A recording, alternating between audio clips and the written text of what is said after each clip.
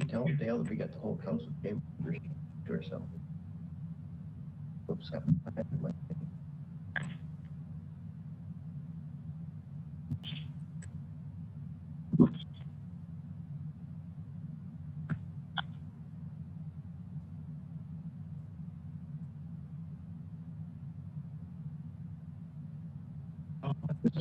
I'm with this day back from his trip.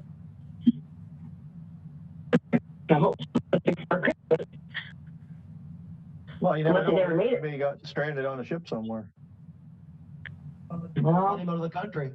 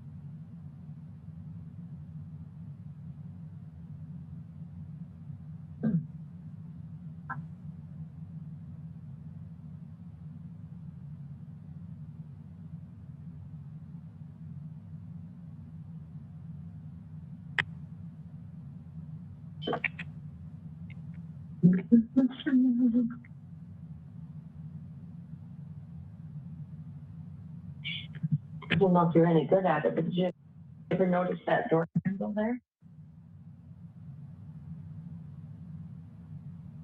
Jamila?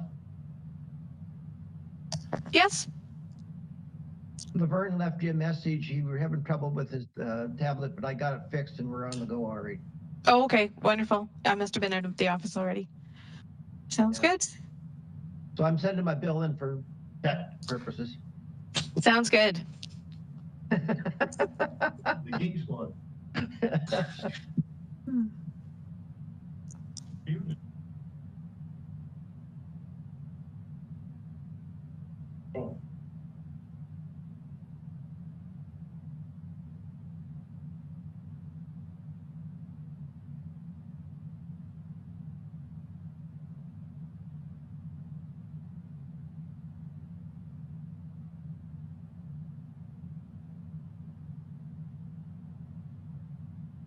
Everybody stayed healthy through the holiday season, hopefully. Yep.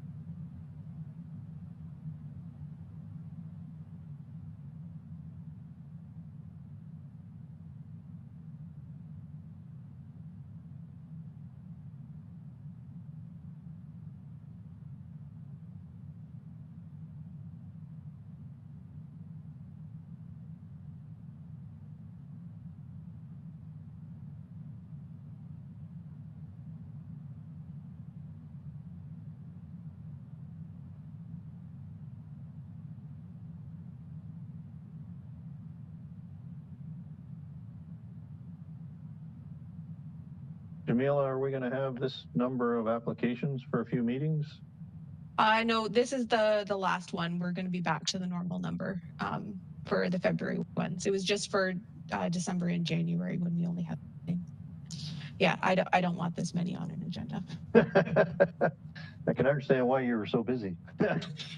Yes, a little bit.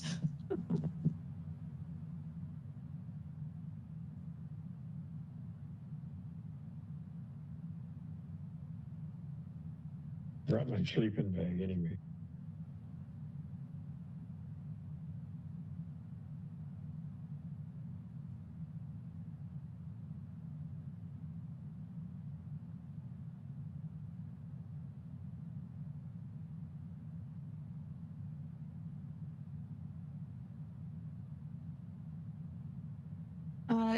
Dale, I'm not sure if you saw, but David mentioned he was going to be late for the meeting today. So he wouldn't be joining until about 1:30 or so. And then our first item today is at 1:10. not 150.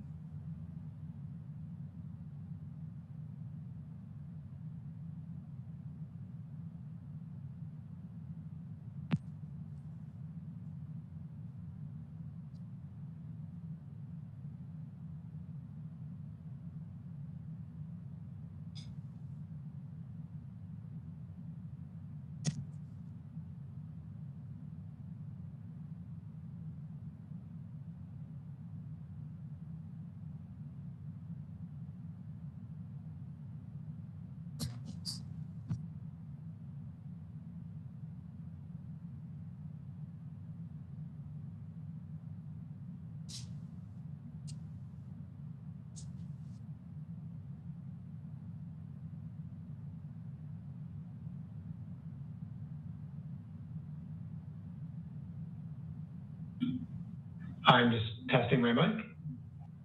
All good? Thanks. Sounds good. Thank you. Oh, well, Happy New Year to everybody. Tom, welcome back. There he is. Boat didn't sink.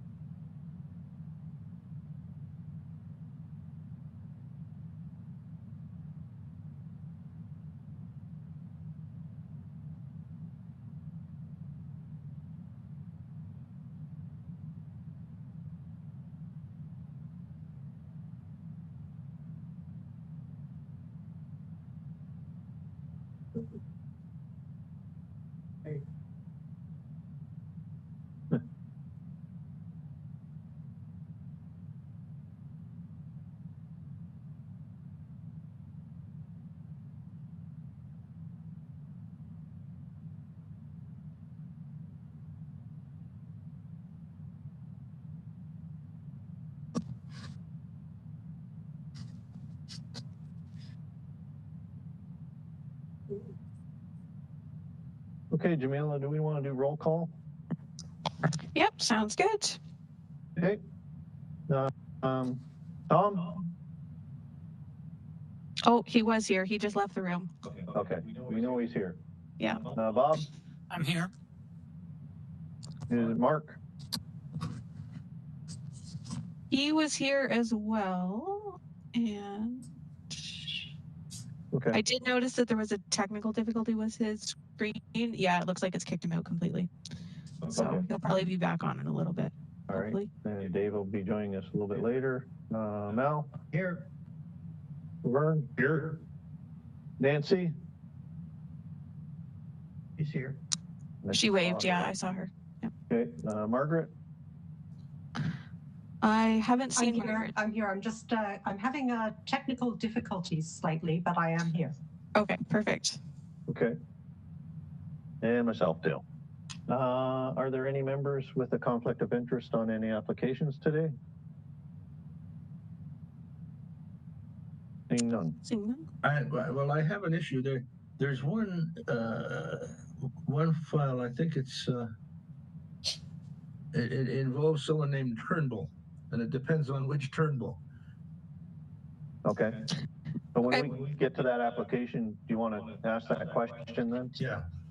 Okay. All right, it is 1:10. Jamila, do you want to call the first application? Sure. So we are hearing HMB 21-133 for 11 Hyde Park Avenue in Hamilton. We have the agent registered to speak and no interested parties. Is the agent available? I am. Good afternoon. Can everybody hear me okay? Yes. Did you have a chance Thank to you read very the much. comments? Did you have a chance to read the comments that were posted? I did in fact. And I am hoping to make a quick pitch to you based on the circumstances that I'm going to explain. And essentially what I'm hoping that the Committee of Adjustment can agree to today is that they will issue, as recommended, issue the validation certificate, but on a parallel track, have the building department issue a non-compliance order rather than make it a condition of the validation. The two, in my respectful submission, are entirely different matters. One, we're trying to address a title issue that's created because of a Planning Act problem, and the zoning or the bylaw non-compliance doesn't really speak to that. Whether this was a 24-story building or a storage warehouse, it's not, in my respectful submission, about that. So we can still achieve the recommendations, but not delay the process of validation of title, which ultimately, and the reason I want an opportunity to speak, is holding up two families' lives. So they have, since October, the original closing date, or mid-October, we learned about this problem, have been really in a state of suspension. So we have, mortgage applications and instructions, et cetera, that are being all deferred. So that would be my first pitch, is allow the validation to go forward and allow the building department to proceed with a non-compliance order, and that will get rectified in due course. My alternative pitch would be that I give, and I have instructions from my client, and I secured my retainer with them, that I can give my professional solicitor's undertaking to correct the zoning bylaw infraction by, let's say, August 31st, 2022. Just give me enough time to make sure that the grounds have thawed and we can get our building permits, et cetera, in order. So either is acceptable. I prefer the first, but either way, essentially allowing the validation to proceed, the certificate to proceed now, so that these parties can conclude a transaction that's been in the base for a couple of Okay. I don't understand why we can't just approve the validation type, and why that doesn't solve the problem. Staff say they're happy to approve it, and then on the building division comment says, however, 11 Hyde Park was not converted to land titles. It is not possible for it to be transferred without the Planning Act issue being resolved, or alternatively given by way of validation of title. But I don't see what the problem is. Yeah, so it is up to the committee whether or not they impose any conditions on a validation or consent or a minor variance. So if the committee chooses, they can impose whatever conditions they deem necessary, or not impose any conditions that they don't deem necessary. This is the report that was submitted to you, was staff's recommendations and what they propose for conditions. Previously, there were some changes to the Planning Act. So previously, there was a requirement under the Planning Act through a regulation that any validations had to conform with zoning, but that was removed in January of 2020, at the beginning of January 1st, I think. Well, it seems to me if this minor has not occurred, that whatever zoning problem is still there, and all we're doing is saying these people own the property and have the right to transfer it. But it has to be done after that. They may have to do that if they want to sell the property. They may still have to deal with the bylaw violation, but that's not before us. It's just a validation.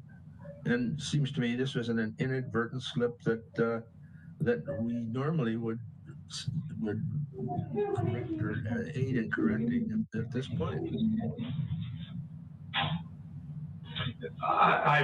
completely concurring with that position. And in fact, we are frozen. Like we cannot, that is we on behalf of the owners, we cannot transfer this property without this issue being resolved. So I would, unless somebody has anything else to say, I would move that we validate the title, that we allow the application to validate the title, and that seems to me need to be our only involvement. Okay, and sorry, Thomas, so that's your motion is to grant the validation of title with no conditions? Yes. Okay, thank you. Because if the slip hadn't occurred, those conditions would be there anyway. I mean, we're just putting it back to what it should be, but for the slip. Questions from the committee or comments? We have Nancy. Yeah. Record, Mark Dudzik just messaged me that he's having trouble. I'm sure he would have a comment on this, but he will be checking back in as soon as he can. I'm okay with that, Thomas, and I'm okay to second it. Okay. Any other discussion? Seeing none, I call the vote. All in favor? All for? Opposed? Seeing none? Seeing none, motion carried, application approved. Thank you very, very much for your time today. Keep well. Mm-hmm.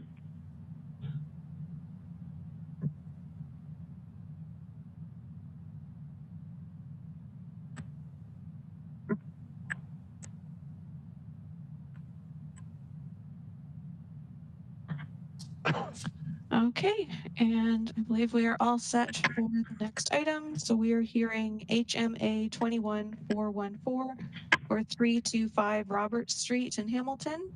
And we have the agent registered to speak and no interested parties. Is the agent available? I am, thank you. Yes, did you have a chance to read the comments that were posted? Yes, I have. I don't believe I have anything to add. I think the planning staff summarized our application extremely well. Unfortunately, we're just working with a really small lot and we're trying to make it desirable in the neighborhood. Okay, committee have any questions? Move it. Mel with, I think he said something, but I couldn't hear what he said. But I said his name right. I said move it, Mel said move it. We're all good. Okay. Okay, Mel and Nancy, all in favor? Opposed, if any? Seeing none? Seeing none, motion carried, application approved. Perfect. Thank you guys so much.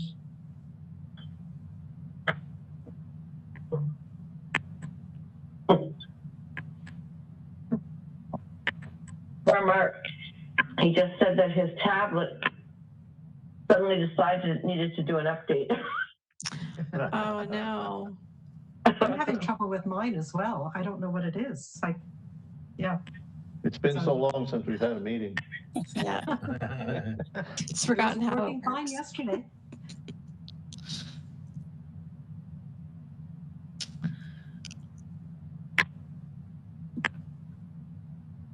Okay.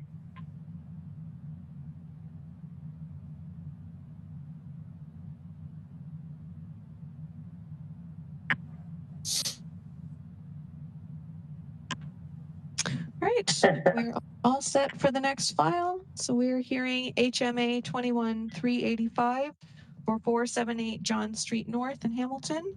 We have the owner registered to speak and no interested parties. Okay, is the owner available? Yes, he is. It's Brian here. Yes, did you have a chance to read the comments that were posted? Yes, I did get a chance to read the comments. And do you have any questions? I have some questions and some clarification as well. If I could take about 5 minutes of your time. Sure, go ahead. All right. So I just would like to explain why the two variances that were not recommended to be approved, in my opinion, are indeed minor in nature. So I'll first clarify the height variance, and then I'll move on to the GFA variance. So I'm going to just start by reading the definition of grade as per the bylaw, and grade being the point from where height is measured. So grade, with reference to the height of a building or structure, wherever curb level has been established, shall mean the elevation of the curb level opposed to the highest point of the building or structure. Or wherever the mean elevation of the ground adjoining the building or structure on all sides and within 4.5 meters of it, higher than the curb level, then grade shall mean the mean elevation of all the ground adjoining the building or structure and within 4.5 meters of it. So the definition states that since the grade surrounding the SDU, the secondary dwelling unit, on all sides, within 4.5 meters of it, is higher than the curb level, we can use the average ground level as grade. Yet the person who reviewed my application prior to submission would not submit my application until I revised my drawings to show the curb level as grade. The definition I read from the bylaw does not state that the 4.5 meters surrounding the building requires to be a part of my property, but this is the reason I was given as to why I wasn't able to use the average ground level as grade and was forced to use the curb level as grade.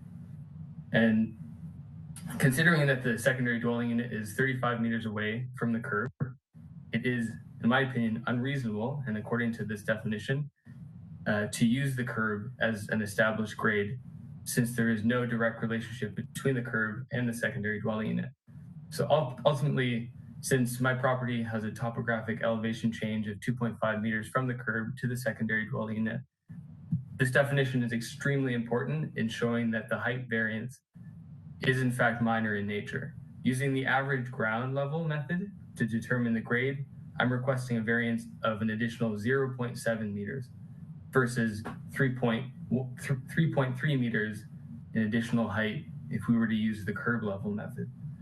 So again, the SDU is separated from the curb by the existing house, and it's 35 meters away from the curb.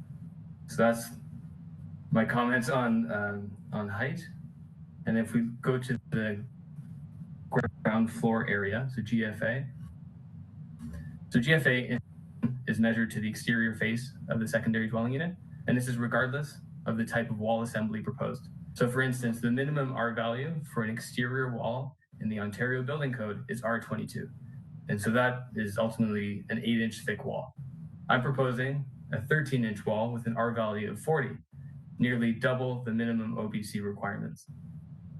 Adding additional wall insulation is an important sustainable design strategy to reduce the energy consumption from heating and cooling. And I think as the city of Hamilton continues to grow and you see more development in the city, it's important that the city of Hamilton promotes and advocates for these types of sustainable design strategies. Yet the bylaw doesn't differentiate between a high performance building envelope and an OBC minimum envelope when it comes to ground floor area or gross floor area, excuse me. And so the additional area requested in the variance is indeed minor in nature, considering that the increase in GFA allows for this implementation of sustainable design strategies. In this case, it's thicker walls with more insulation. And all of this happens while not reducing the actual interior living space. So in other words, not being punished for pursuing sustainable design strategies. So those are my comments. Now, if anyone here is from the sort of zoning department and can give me an explanation as to why I was unable to use the average grade besides it being not on my property, that would also be helpful. Yes, is there anyone from planning that could comment on that? Through the chair, planning staff is here, but Jamila, I don't know if you can see or if zoning or building is on the so there isn't any staff from zoning who have been the ones who initially reviewed for the variances. So planning staff do the review for the comments package, but not the initial review for what variances are required.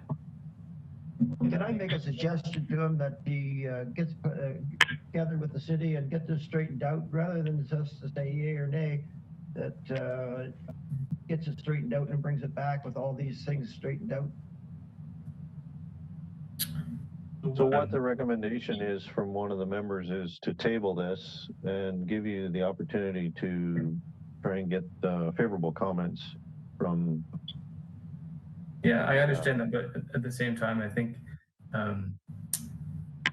you know, I questioned the person that was reviewing my application, and there was no appetite for any sort of variation in what that person's opinion was. So is there someone that maybe you could put me in touch with rather than that one person who controls the submission process? So if I just go back to her, it's going to be the same thing ultimately. I don't think we have that jurisdiction. No. Right. So I mean, I read the grade definition to you, and as I mentioned, there's nothing in here that states that the 4.5 meters around the building needs to be on my property. I think it seems somewhat arbitrary. So. Do we have anyone from zoning that could speak to this or not? Not on the call today, no. Okay. I mean, all we can work with is what we have in front of us as comments. So. Right. I mean, I'm fine with tabling the height, and if you guys would like to comment on the GFA, that's. If we table it, it'd be the whole thing tabled. I think it's a package. I mean, what the staff are saying is, given the larger floor area and the extra height, it becomes a dominant feature that causes them to not recommend it. So it's a package of both issues, really. Understood. Okay, Nancy, you have a question? No, I was actually just going to say something about that very thing, the fact that the two of them together need to be dealt with, and it's not our practice to debate this if you're going to table it. So we either go with it today and make a decision, which could or could not be favorable, or we table it. So whatever the wish of the applicant is. Yep. So to the applicant, are you okay to table this then? Yeah, it's fine by me. Okay. Motion to table. Yeah. Move to table.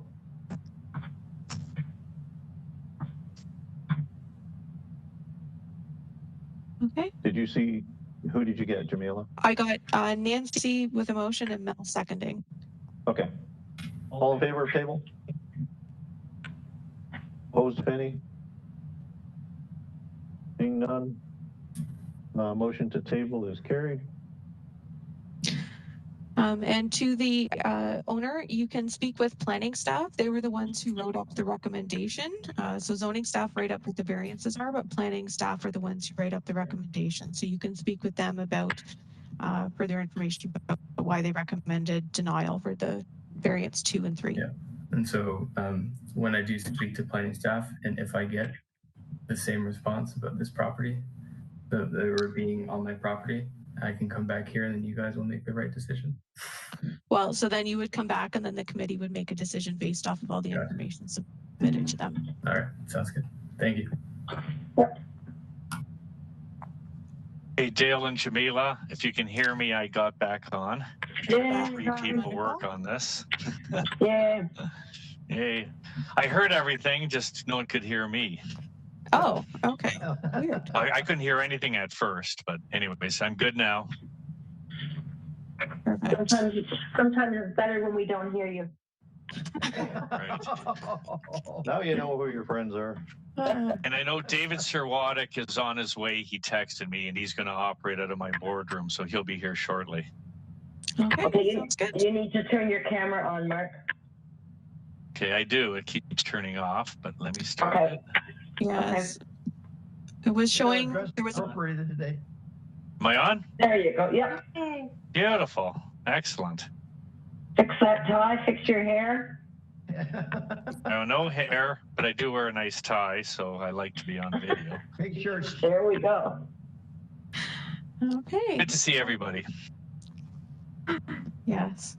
And we are all set for the next item if everybody's all set now. So we're hearing SCA 21415 for 15 Centennial Parkway South in Stony Creek. We have the owners registered to speak and no interested parties. Okay, is the owner available?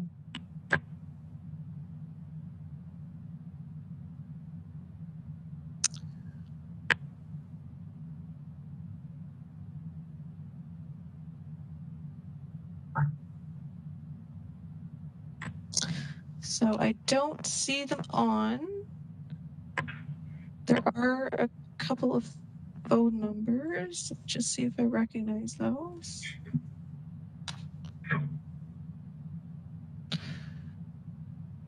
Okay, is the owner for 15 Centennial Parkway South on the call? Please unmute yourself if you are. Oh, hello. Yes. Hi, there you are. I don't know how to use the phone, so this is my first time using it, so I'm not really know what to do. Okay. Did you have a chance to read the comments that were posted? Honestly, I haven't. So. Uh-oh. Okay. The comments package that we received, they are recommending denial. So. Denial. So what can I do for repeal? Well, you really shouldn't read the comments that were posted, so that you know the problems with the planning department. I guess since you haven't read the comments that were posted, that maybe we should table this so that you have a chance to look at that. And then maybe if you have questions, talk with the planning staff. And then bring it back. Is that okay with the applicant? Yes, yes. For me, it whatever is have to be do good with the city, right? For why do I have the camera backward? Oh my God. Well, I think that would be the recommendation, is that since you haven't had a chance to look at the comments, that you But I just do got that the and then email. contact the city. But the email I got is just like for the meeting for today. I don't think I have the email for the comment. Yeah, so in the email for the comment or for the meeting, there's a link to where the comments are. Oh, sorry, I didn't go to that. And in the original email, when we sent you all the information about when stuff was, the link to where the comments and when they would be posted was in there as well. Oh, okay. Okay. Sorry, I didn't. This is my first time and I don't know what to do. And because it's been 2 years, I applied for this. It back and on. So I just, because especially with the computer, with reading, so I'm not really clarified too. I have somebody to help me look at it. Okay, so you'll get notified, or you can contact the staff, and then we'll set up a new date for you to meet again. Okay, thank you so much. I'm so sorry. I thought it was just the meeting. That's okay. Okay. That's okay. Motion for table?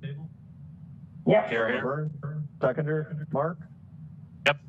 All in favor? Opposed, Thank you so much. Thank you, sir. Thank you, ma'am. Okay. Okay, bye for now. Carried, application tabled. Have a great day.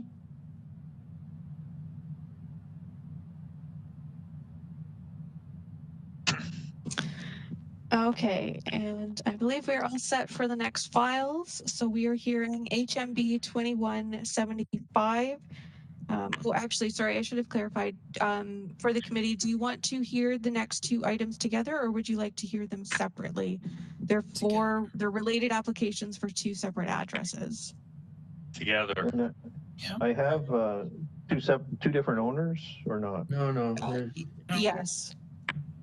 So one of the properties is owned by 2 individuals, and one of the properties is owned by 1 individual. Okay. Let's just keep them separate for Planning Act. So it's the same thing. Yeah. Okay, so we'll hear HMB 2175 for 494 Dundurn Street South in Hamilton. And we'll hear HMB 2176 for 498 Dundurn Street South in Hamilton. And for the committee members, there was 2 comments that were attached to the wrong file.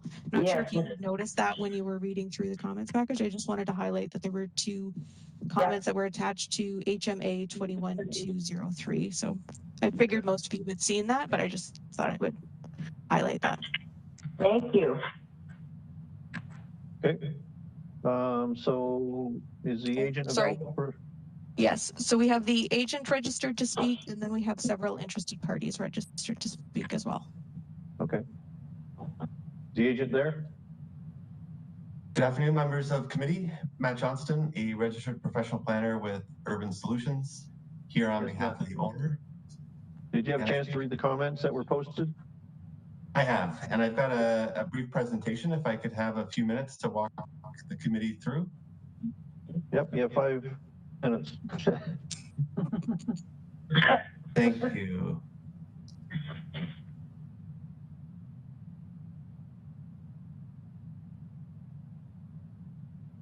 Okay, I believe I'm now sharing my screen. If everyone can see that. Yep. Yes. So yes, Urban Solutions got involved after the last tabling, so we're happy to be here on behalf of Joe Stansiak and his family. Joe, as some of you may know, is the owner of the West Town on Locke Street, operating long before it was cool to have it on Locke Street. So, long story short, the family collectively owns the 3 addresses on the screen: 490, 494, and 498. And I'll quickly just show the gist of the submission. So what we're really looking at doing is severing the rear yard of 2 of the lots and merging it with the most northerly one. So in the end, we still have 39 meters of lot depth on the retained parcel. Similarly on 498 Dundurn, very similar looking Severance. And in both scenarios, those severed lands would then ultimately be merged with 490 Dundurn. And the process started back in the summer of this year, where initial conversations happened prior to our involvement with our good friend Steve Pongratz over at Landhack. Contacted staff, and staff said, hey, you know, we may be able to support this if you merge the parcels on title and if the yards are in conformity with the zoning bylaw. It was on that basis that they proceeded with the application submitted in August, appeared before the committee on October 7th with a negative staff report to their surprise, and they made the decision to table it. That's where we got involved, and we took a closer look at things. And what we do know is, yeah, in the end, you know, these are exceptionally deep lots, and with the proposed severance, both the retained lands still meet and actually exceed the minimum lot area.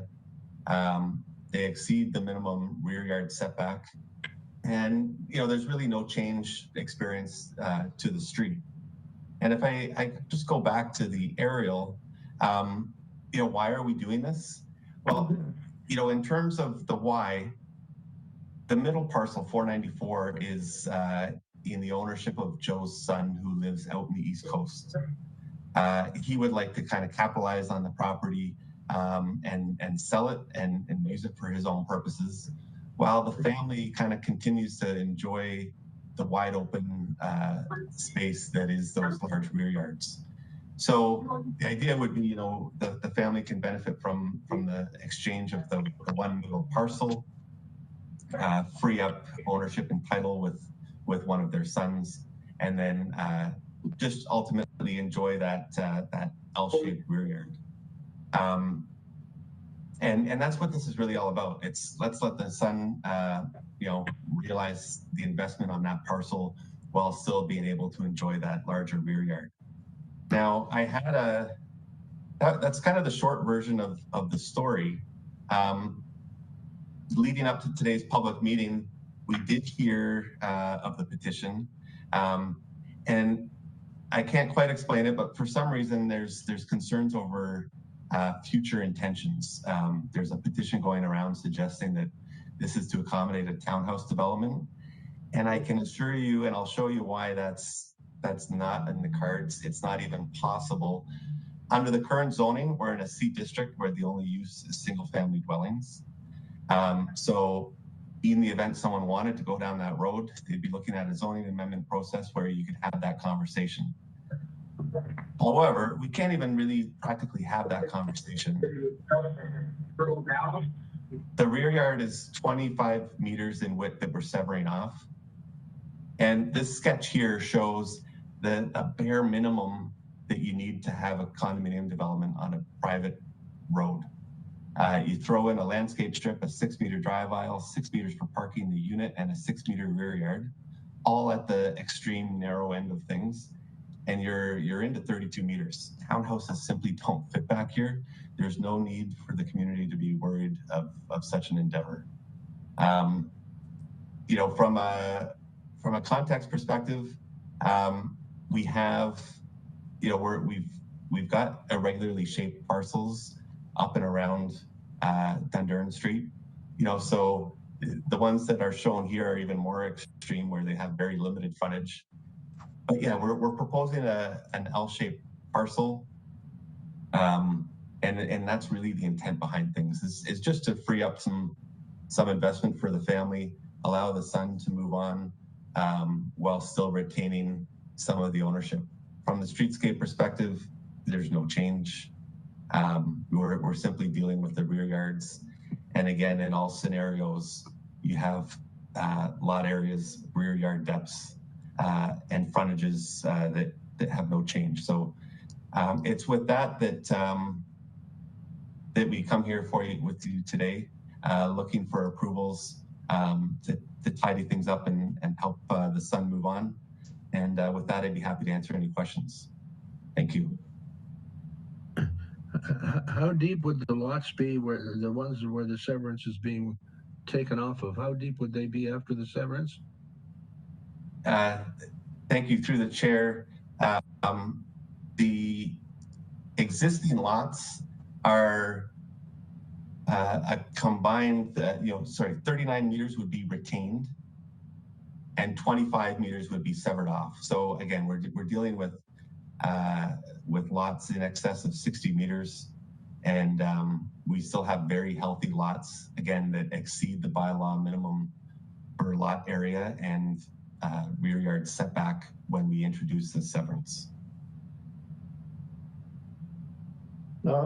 Excuse me, Matt, with the diagram that you showed us there of the L shape, does 490 on the sketch that we have of this subdivision, 490 actually is already an L-shaped lot that goes in behind 488? Is that right? No. No, 490 is as I showed it on the screen. Okay, well then the sketch that we have is wrong. Let me just get in front of the staff report. All the sketches I got are showing that. I'm not sure the rest of the committee, the diagram that you have in front of you, does it show an L shape behind 488 and a little bit of 484? Mm-hmm. Yeah. I've got 4 diagrams on there, and they're all showing the L shape for 490.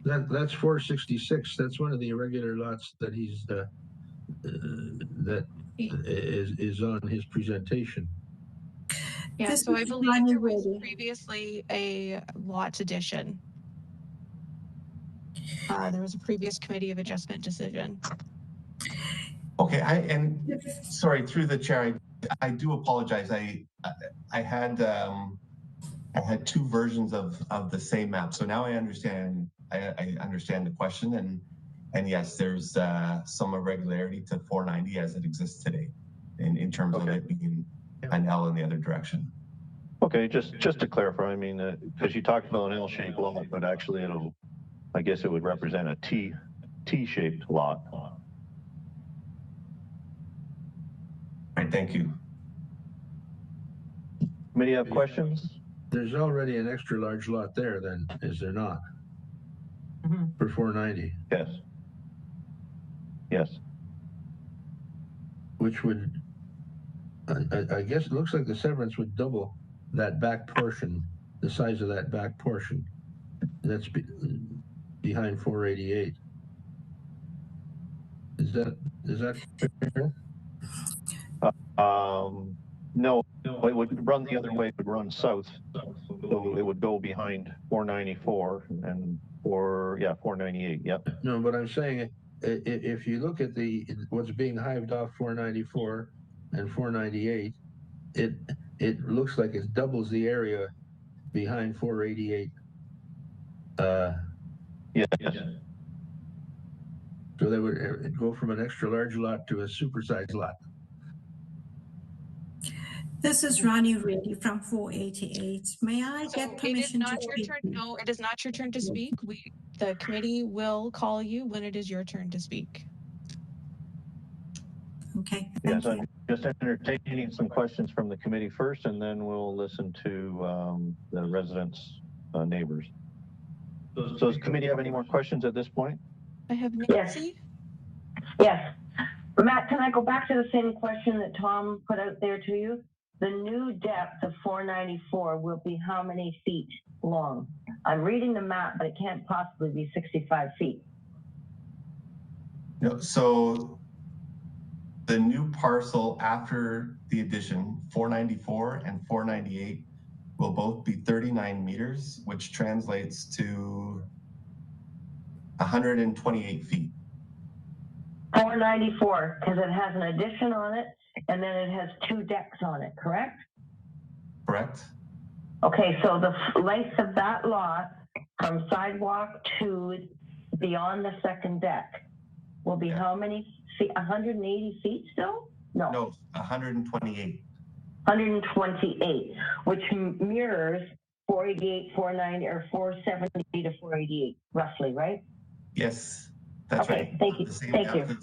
We'll have the same depth as all those other parcels on the sketch there. Okay, thank you. Can I ask, 466, what is that? What kind of a building is that? Oh, yeah. 466.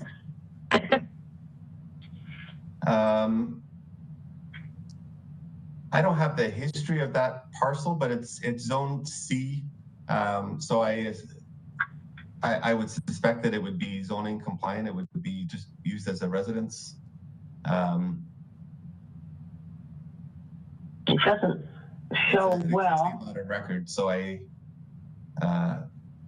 I'm sure one of the neighbors will be able to tell us. They probably know better. Yeah. It is odd, isn't it, Bob? Yeah.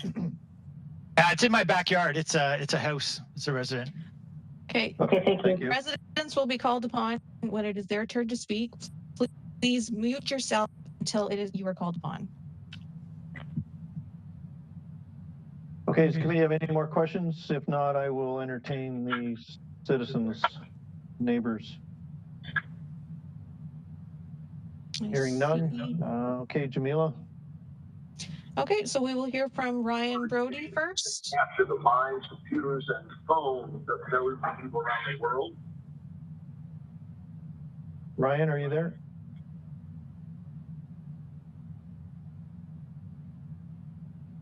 Oh, so it does not appear that he has joined the meeting. I will move on to the next persons. We will hear from Don Kopek. John, are you there? Oh, yes, I'm here. Okay. Hey, your address, sir? It's 117 Hyde Park. Okay, thank you.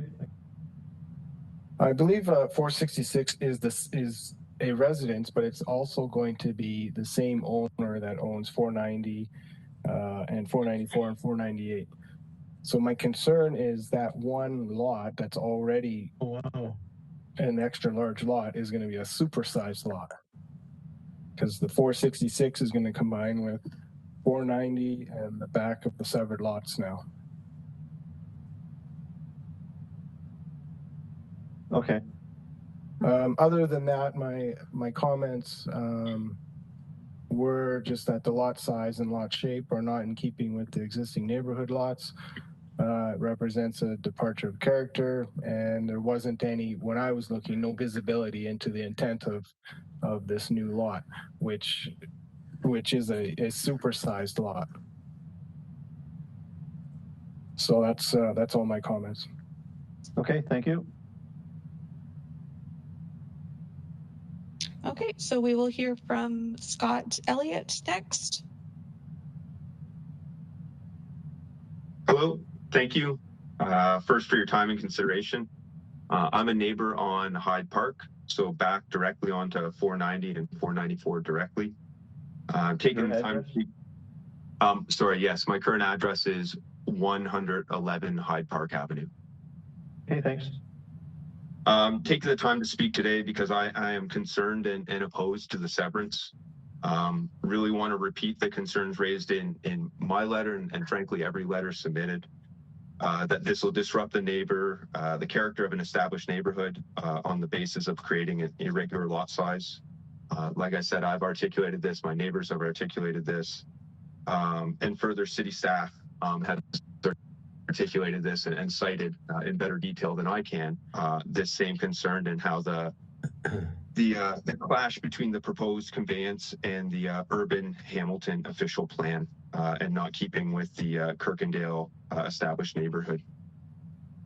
And they've cited these as reasons to deny the application, and I encourage and urge the committee to follow this recommendation.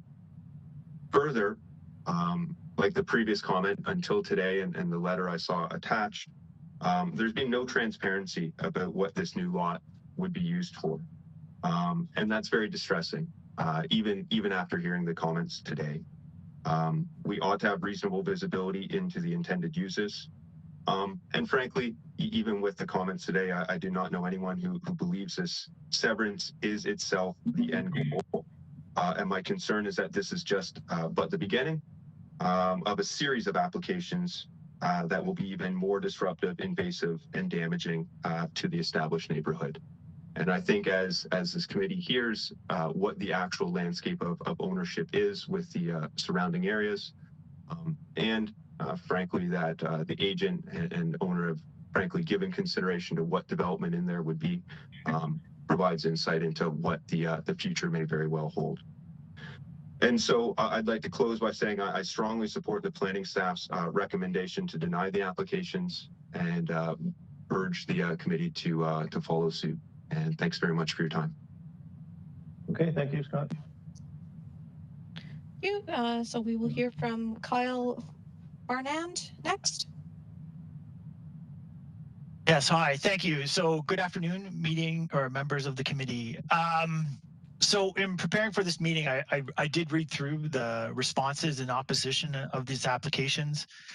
If you actually just look at it, the calculations are 16 submissions across 11 unique residences for the meeting that happened in October and the applications that are for this meeting. That alone, obviously has a lot of concern in this neighborhood. Every letter, just about every letter, talks about, and has been discussed on this call now, is how this lot size will go from something that's already very, very big into something that's just massive, and not just L-shaped or flag-shaped, but now to be T-shaped. And, just really obviously goes against Hamilton's own planning framework for this historical neighborhood. The city has now, planning department has twice now recommended against this severance for this reason. On a personal note, I moved over to Hyde Park, so I'm at 89 Hyde Park Avenue, and I share a backyard with Dundurn with that house that was 466, so I'm really close to all this. Specifically, I moved into this neighborhood onto Hyde Park because I could have that double deep lot available for my family. Now with this recommendation, we are going to lose two double deep lots. They'll no longer be available for families to enjoy in the future, so that somebody who already has a massive lot can have an even bigger lot. That just, I don't know, just seems wrong. Just seems like it goes against the layout and the fabric of this neighborhood. And then lastly, I just want to call out, right, that just about every opposition letter from the residents call out that due to the common ownership around the adjacent lots for this applicant, there's deep and serious concern about further variances to assemble lots for further infill development. I don't think this can be ignored. The fact that there is no transparency seems a little bit bonkers to me. and request that the committee please take the possibility of further lot assembly into consideration.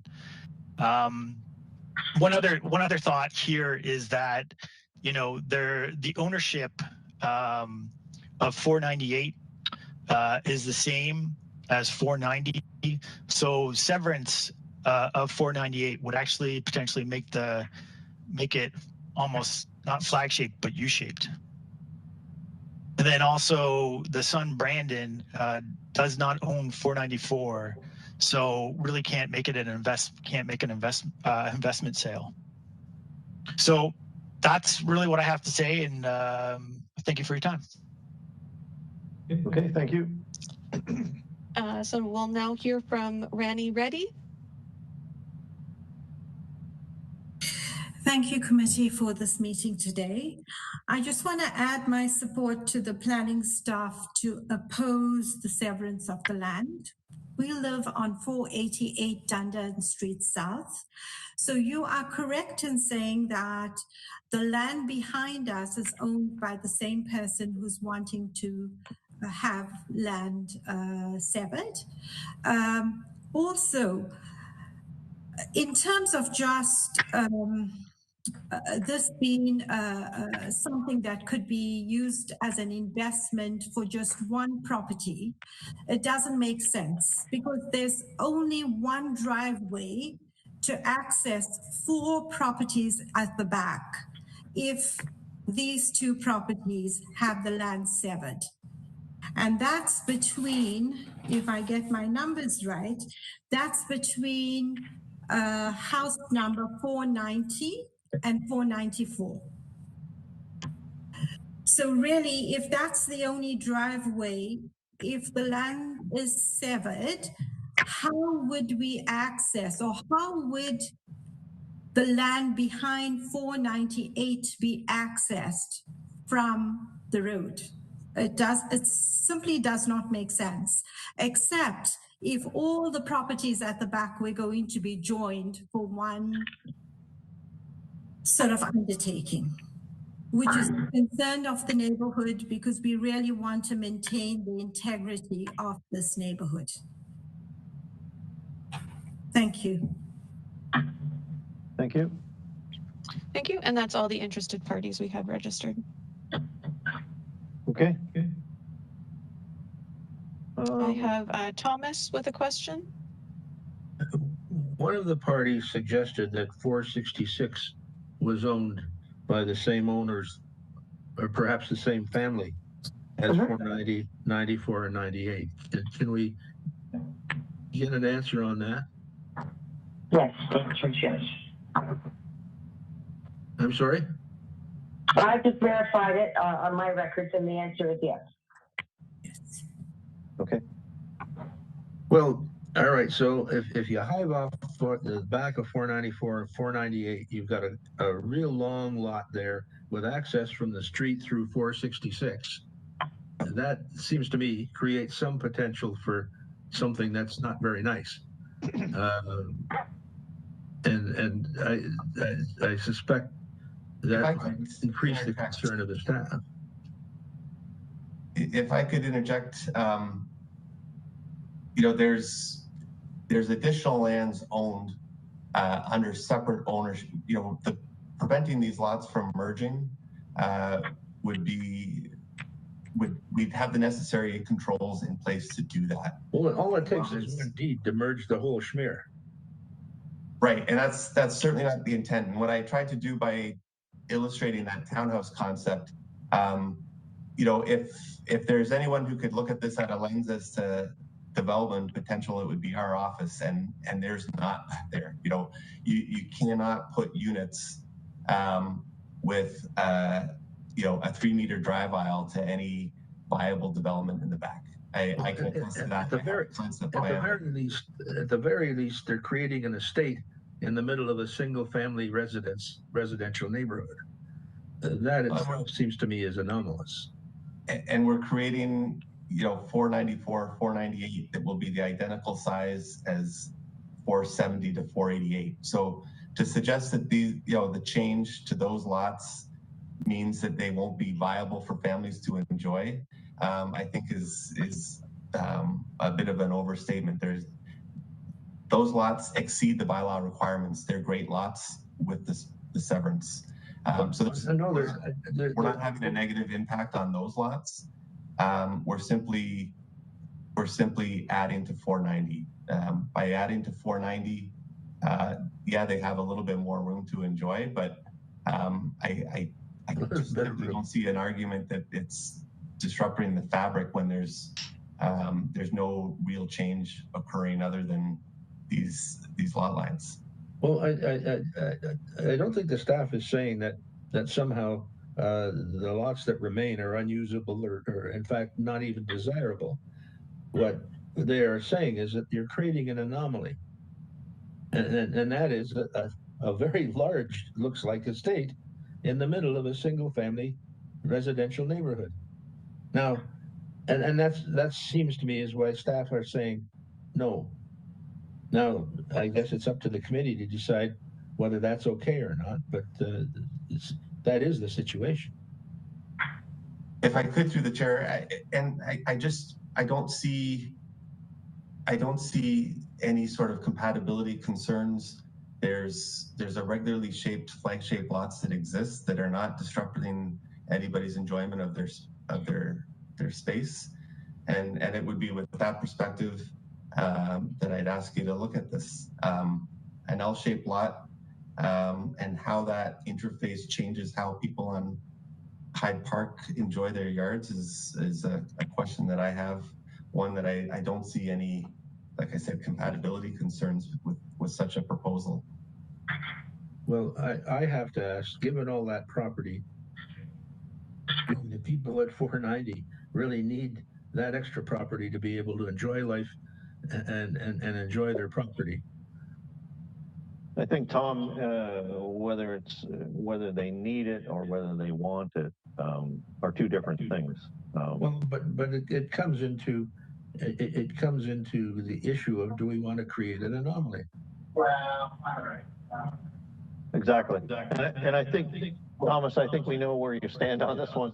I'm just wondering if there's any other committee members that want to comment or question, just so we can move along.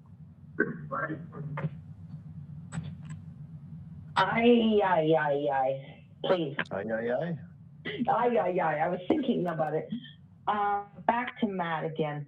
So you started this off with saying that 494 wanted to sell the back end and then sell off 494 as an investment property or investment opportunity. Is that what I heard? So, and I don't want to get names involved, but there were names of sons involved, and those aren't the correct names in terms of 494 owns that parcel and lives on the East Coast and would like to sell the dwelling, while the balance of the family would like to, be able to enjoy that rear yard space, knowing that 494 is still a great viable property in its own right that exceeds bylaw requirements. Okay, and I did check title on ownership on those, so I get it. But I'm saying this is such a, I wouldn't say contentious, but a concerning application by neighbors and otherwise. Let them just sell the whole of 494. Like, is that 40 feet by, what's the width of those? 40 feet by whatever the heck it is that going to make or break the sale of 494? I doubt it. I mean, if you listen to what the neighbors are saying, they're all loving having 170 or 80 feet. Let Mr. 494 sell his property with the full 180 feet rather than cut off that little square piece to add to 490. I guess you can see where I'm going to, unfortunately. But yeah, as an investment, as somebody wanting to sell it, interesting. That would make a big difference. Thanks for your comments, Nancy. And understanding where you're coming from, I can confirm that 494 is the driving issue to this whole scenario. the idea to include 498 was sort of an add-on to say, well, we want to untangle 494 for the reasons that I explained, that 490 could get a little bit more enjoyment. 494 is looking to sell. 498 would stay in the family, but the driving force, what I'm saying is that, if it was the will of the committee, we could scale this back to include 494 only.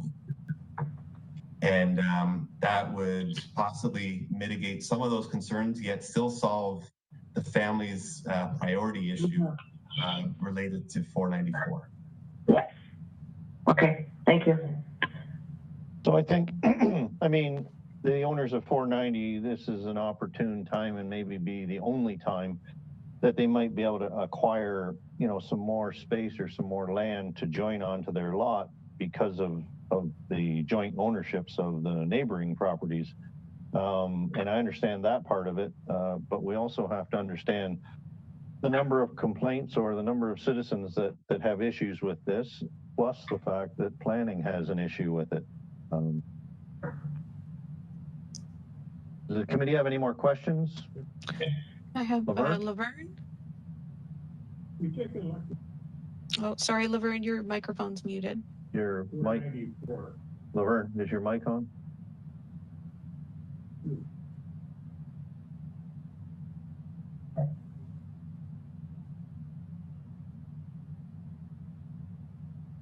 There you go. Okay. If we look at the area between 494 and 488, and this is a skeptical side of me speaking, 490 looks to me like a double wide lot. We've already got a house built on 466. If we were to take the south side of 490 and make an access into this double wide rear lot, it would look similar to what it has for an access for 466 out onto Dundurn. So in other words, we could put a narrow driveway common to two lots and build two houses back in there. This is, like I say, this is a skeptical side of me speaking here, but I'm not convinced that this is the right thing to do, and I can't approve it. If I could offer one last comment before or any decisions, I just remind you and ask you to rule on the application that's before us. That this notion of all the development potential is simply not there. I tried to demonstrate that with the previous sketch. So we can't and we shouldn't be ruling on what could happen if this happens and if that happens. The lot addition that we're talking about is really simple when we break it down, and we result in lots that are in keeping with what's already out there. We result in lots that exceed the bylaw minimums, and we have 490 that has a little more wiggle room. It's really quite that simple, and it's concerning that fear mongering is influencing what is quite a simple request. Okay, thanks, Matt. So just referring back to the comments from planning, and that they don't feel that this is good development for the southern part of this neighborhood. If there are no other questions from the committee, I would entertain a motion.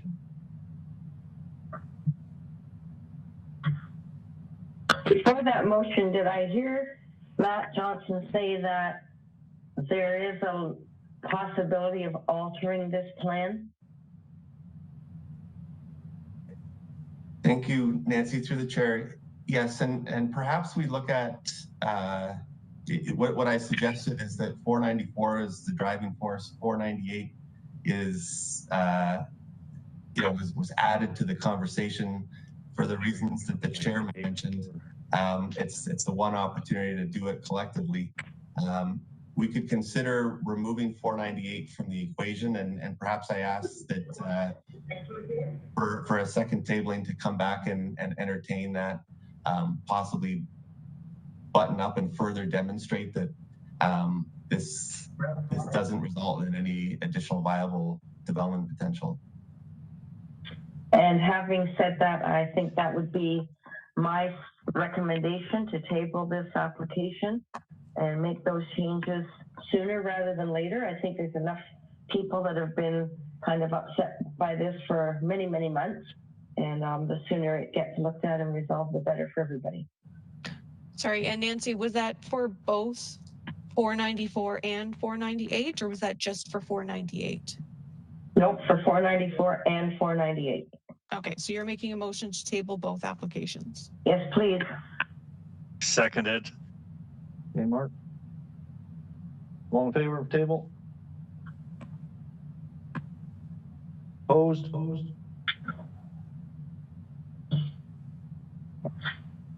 So I don't think I saw everybody vote.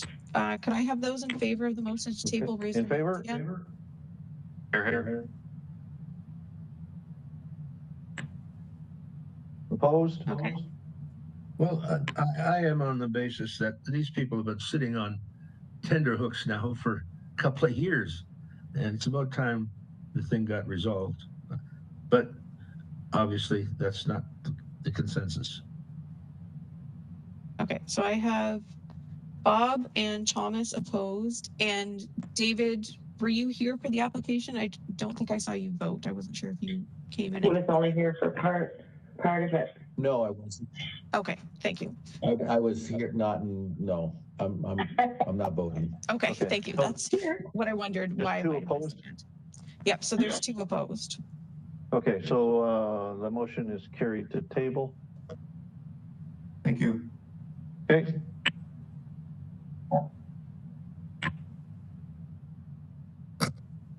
We'll see you for a third time.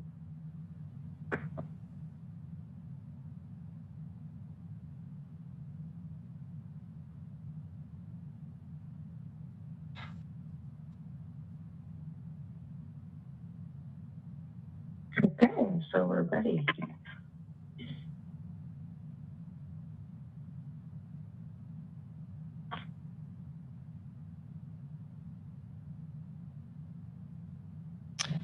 Okay, so we are all set for the next file. So we're hearing HMA 21203 for 180 Wellington Street North in Hamilton. We have the agent registered to speak and 1 interested party. Okay, is the agent available? Good afternoon, committee members. This is Ryan Ferrari, AJ Clark Associates, the agent on behalf of the applicant here. Hey, did you have a chance to read the comments that were posted, Ryan? Yes, I have, Mr. Chair. I note staff supported the application and we're certainly in support of the recommendation. I know there's an interested party. I guess I'd like to hear from them first, as I don't think they submitted a letter. Okay. Okay, sorry. So I was just informed that the interested party was Michael Carbaggio, and he was not able to attend the hearing. He sent us an email earlier today after he had registered. Okay. Question. Before we move on. Okay. Several of us, and I don't think everybody, but several of us received a letter from a neighbor, or from Michael, I guess it is, right? Is that who it was? But it didn't have everybody's name on it. I just wanted to make sure that we understand that it didn't come to everybody. I didn't receive one, so. No, I saw my name and Martin's name on it. You think? Sorry, this was submitted by us, by the committee members? No. Or sorry, by the committee staff? Directly by somebody named Michael. Okay, so that was not submitted to all of the committee members and should not factor into the decision, as it was not submitted to all committee members and was not submitted through the approved process. Which is why I'm bringing it up. Thank you very much. I appreciate that, Nancy. Disregard that letter, whoever got it. Okay. Sorry, Ryan. No, that's okay. Back to Ryan. Yeah, sorry. So through your chair, this is a minor variance application to sort of clean up the site. You'll notice variances 2 through 4 are just recognizing existing conditions. This is a sort of a car repair / car sales establishment. So we're sort of brought in to sort of clean it up. The main impetus for the minor variance is the 5 proposed parking spaces next to the motor vehicle service station. They're going to expand their parking area, and we just need a variance for a minor reduction in the drive aisle. So like I said, we're fully in support of the staff recommendation and would ask that the committee approve the application. And I'm here to answer any questions if there are any. So thank you. Okay, committee have any questions? Yeah, I have a question. I'll second Wait a that. minute, we have a question. Is that Margaret or Nancy? Yes, yes. Margaret. Just wondering if these properties are going to be merged. Yeah, so good question. So the current property owner has purchased the property, and through the site plan application, we do have to submit some evidence that shows that both PINs are registered to the same owner. So we'll do that through the site plan application process if we haven't already. My apologies, this file's been going on for a while. But regardless, we'd have to demonstrate that to zoning staff so they're satisfied. But yeah, these properties are intended to be merged. Okay, thanks. Okay. Mel, motion? Move. Laverne, second. All in favor? Here. Opposed, if any? Seeing none? Seeing none, motion carried, application approved. Thank you, everyone.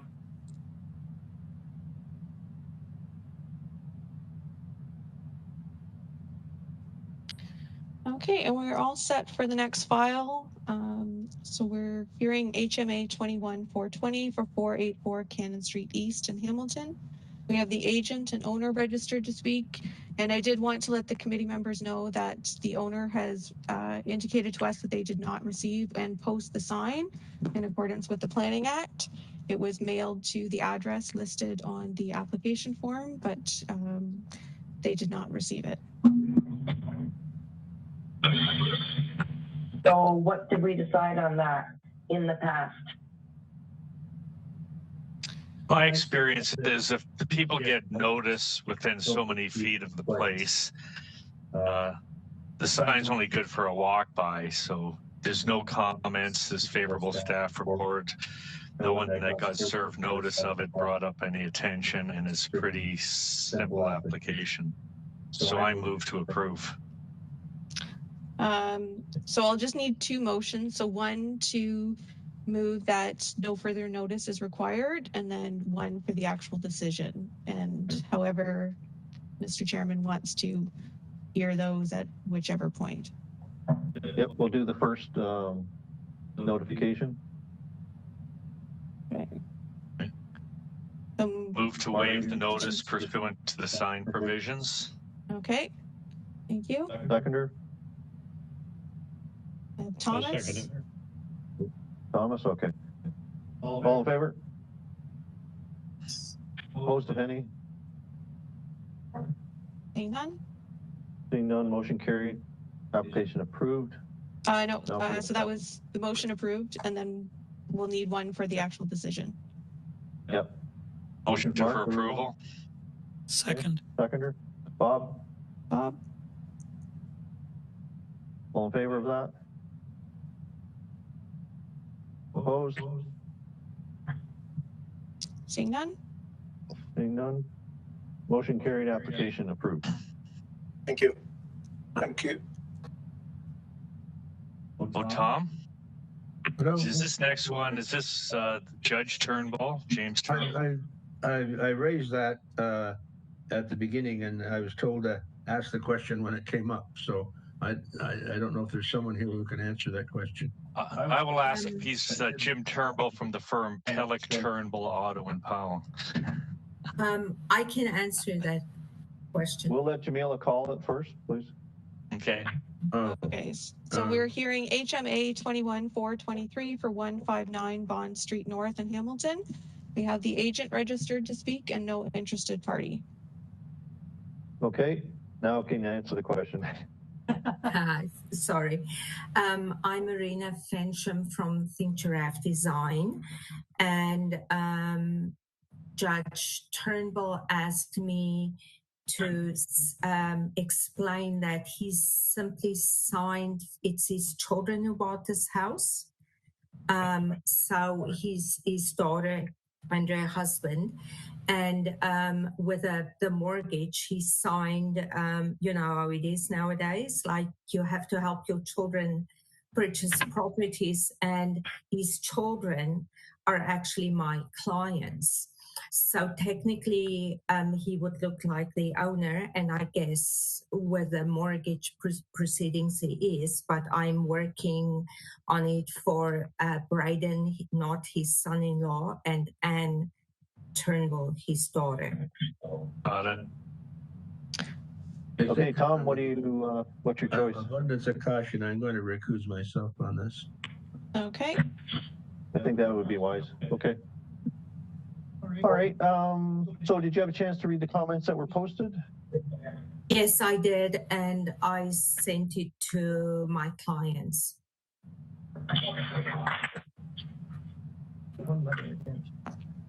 Are there interested parties on this one? No, there were. No, sorry, I'm looking at the next one. Yeah, there's no interested parties for this file. Because there was a letter from a Kathy. Okay, I move to approve. If there's no questions. Only court work, so I'm okay.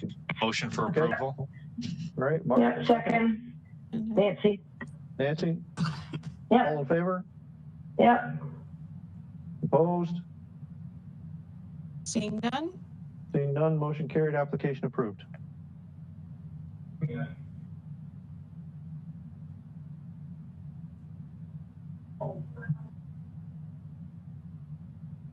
Okay, and Thomas is back. So we are now hearing HMA 21425 for 323 Herkimer Street in Hamilton. We have the agent registered to speak and no interested parties. Okay, is the agent available? Oh, Christian Alex said.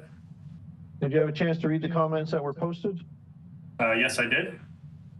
And do you have any questions? No. Move it. Second. Mark seconded. All in favor? Opposed? Seeing none? Seeing none. Motion carried, application approved. Thank you. Good job.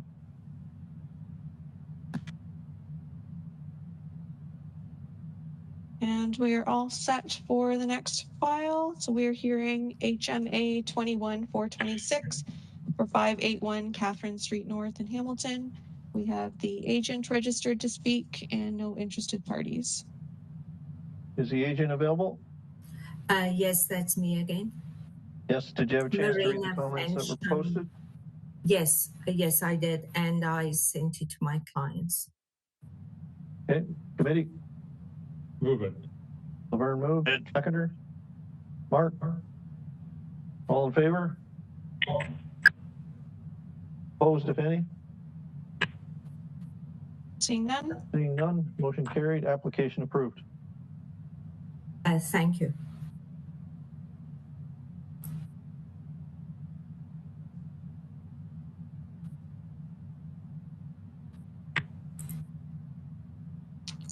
Okay, and we're all set for the next file. So we're hearing HMB 21113 for 8 Davenport Street in Hamilton. We have the agents registered to speak and no interested parties. Okay, is the agent available? Yes, we're here. And did you have a chance to read the comments that were posted? Yes, we did. And do you have any questions? Just one moment. Actually, George is going to take over for me. 1 second.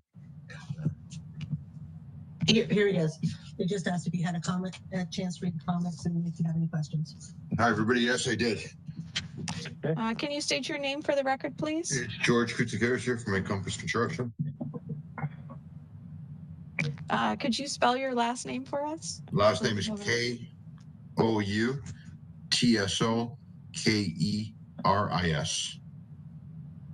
Thank you very much. And your questions?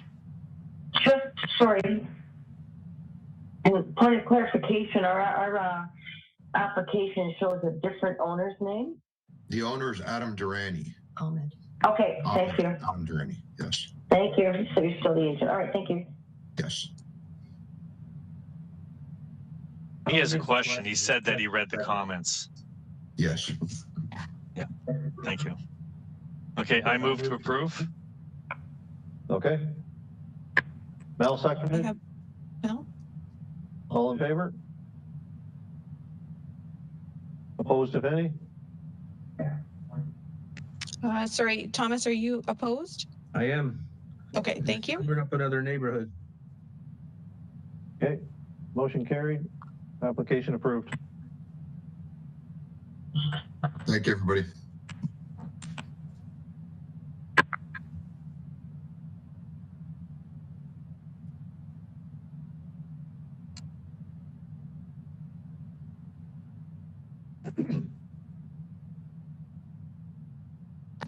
And if you'll just bear with me for 1 minute.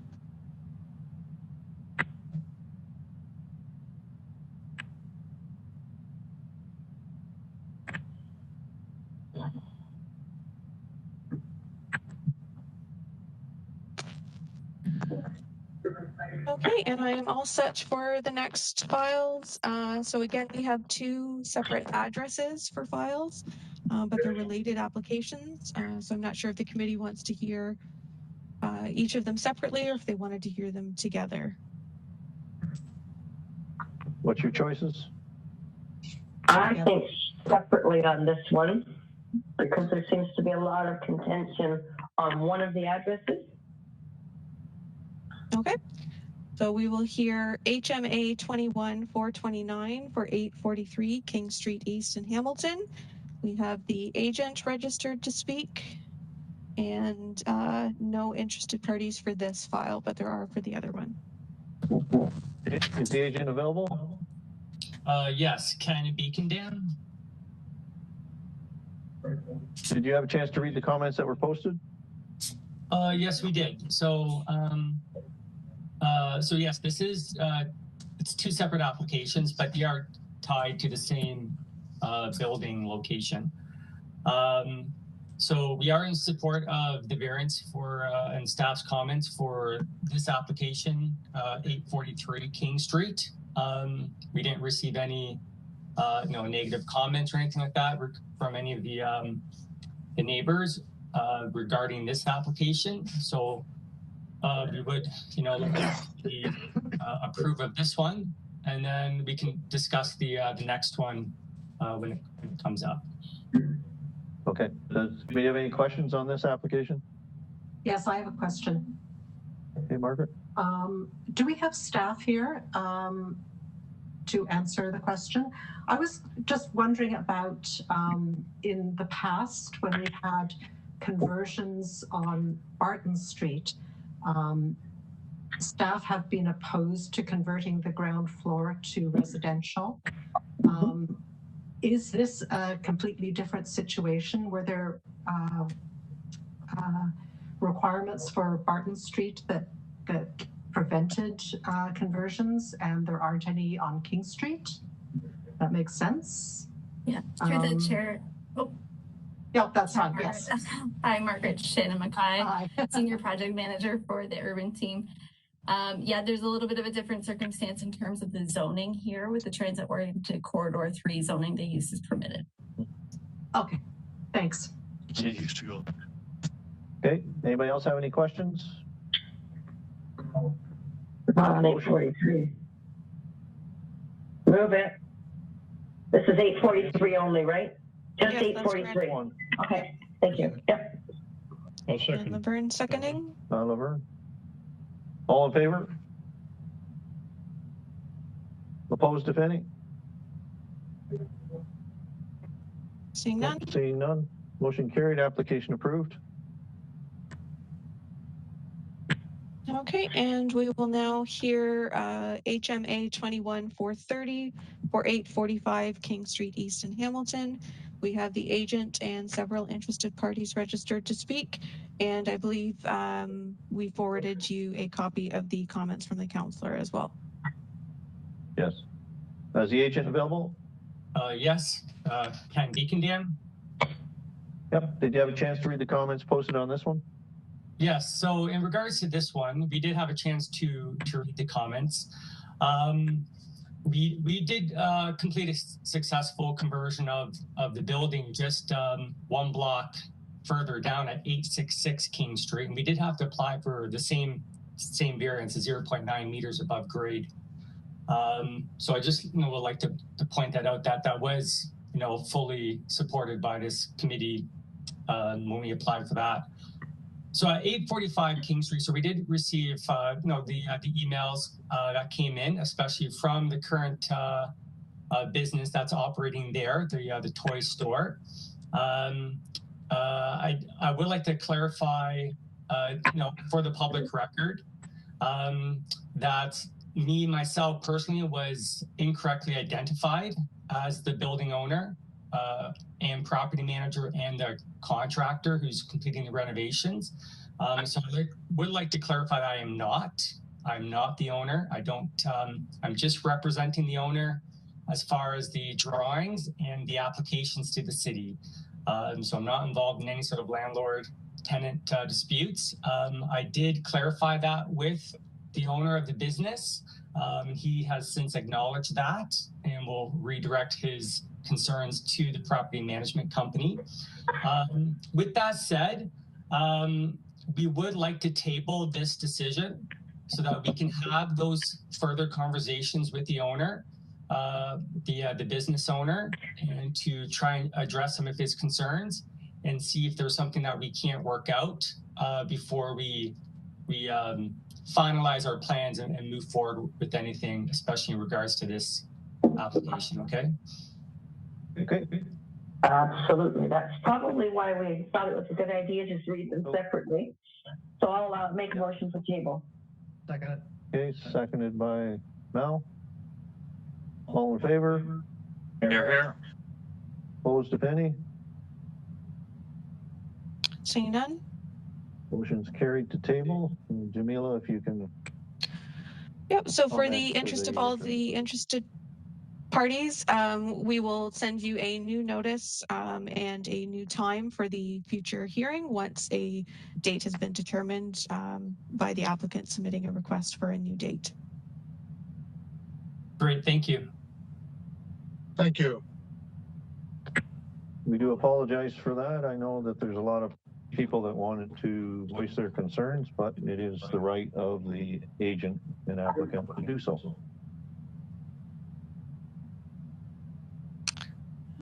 And we are all set for the next file. So we are hearing HMB 2152 and HMA 21228 for 147 Beach Boulevard in Hamilton.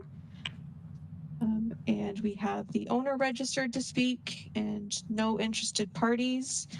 And I did want to note to the owner and the committee members, there was a little bit of confusion with one of the notes on the decision.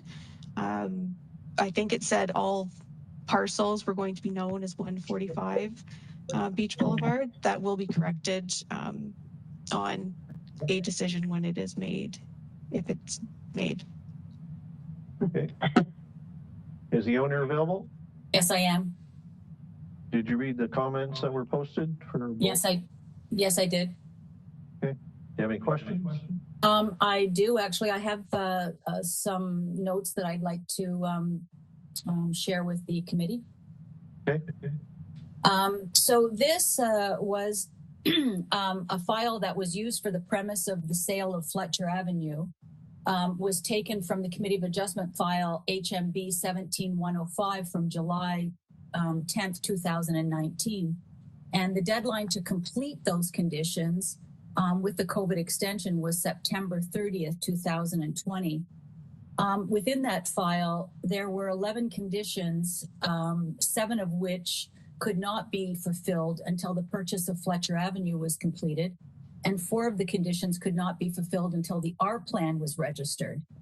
The city was not in a position to close on the initially agreed proposed closing date of the sale.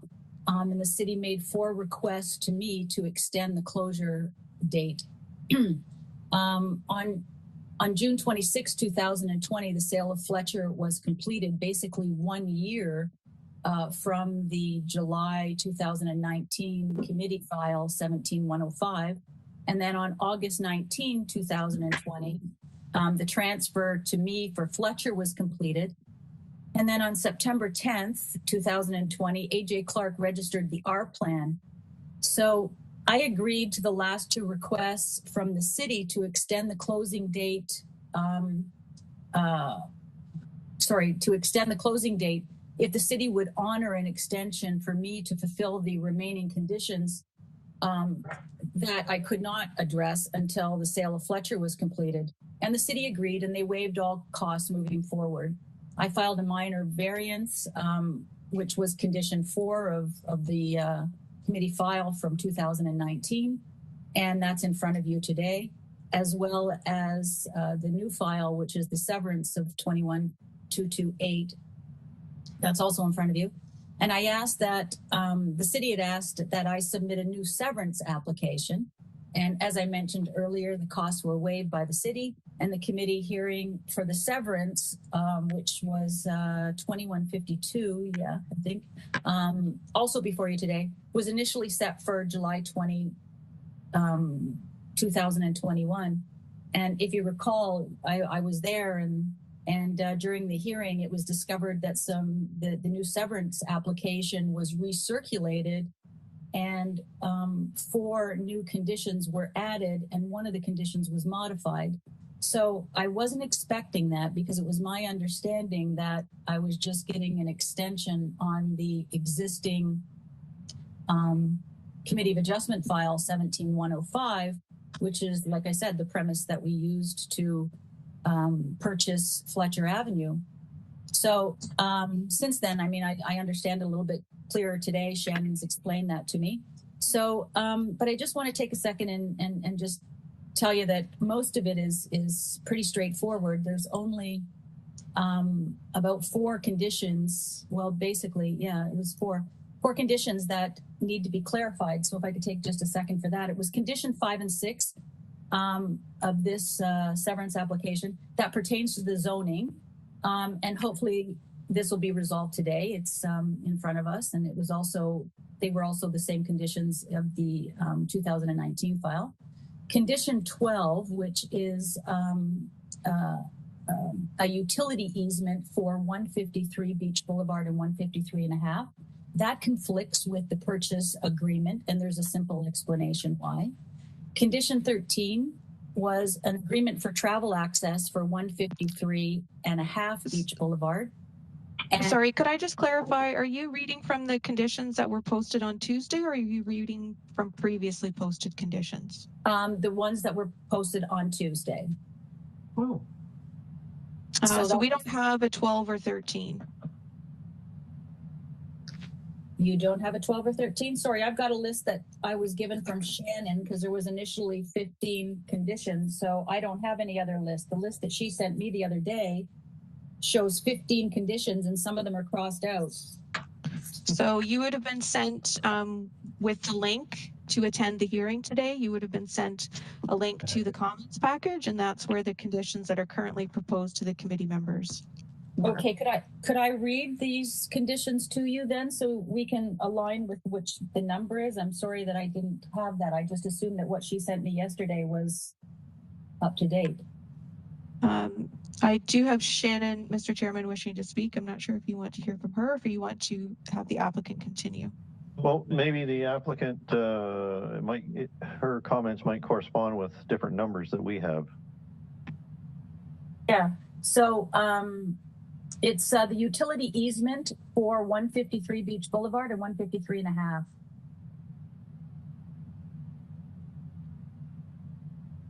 So I don't have that. So there is, was that from engineering approvals? Yes, I'm assuming. So I don't know why that she would have sent me files then that aren't up to date. I only received it 2 days ago. So there would have I'll read the conditions, the 10 conditions that were proposed to the committee members. So Okay, it's thank the you. reference plan, the taxes, the new tax fee for the new lot, the OBC requirements, Yep. The zoning, the 2 conditions for the zoning, the consent agreement, a municipal sewer easement in favor of the city. That's an engineering approvals condition. And let's see, 9 is the owner applicant shall grant a water service easement in favor of the owner of 153.5 Beach Boulevard. That's a engineering approvals. And then condition 10 is an access easement in favor of 153.5 Beach Boulevard if the 2 lots, 153 and 153.5, not merged into one lot. Otherwise, an access easement is not required. Okay, so I will tell you then that, again, I apologize for not having that list numbered properly, but the conflicts that I'm struggling with are the 2. So you mentioned about a travel access for 153.5. That was not a previous condition in 1705. Again, the premise that was used for the purchase agreement of Fletcher. So it conflicts. That was not a previous condition, nor does that condition exist in the purchase agreement. And then there was a consent agreement, and I don't know if you have that on your list. Yeah, that was condition 7. Okay, so that was actually waived on September 26, 2019 by Sandra. I'm going to try to pronounce this. It's a engineering L. Daba. And I have a copy of that email that was between Sandra Zivko Panovich, Panofsky, and Jeff Allsworth from AJ Clark. And then that note was then transferred to Jamel Sheffield on August 13th, confirming that it had cleared the condition. I've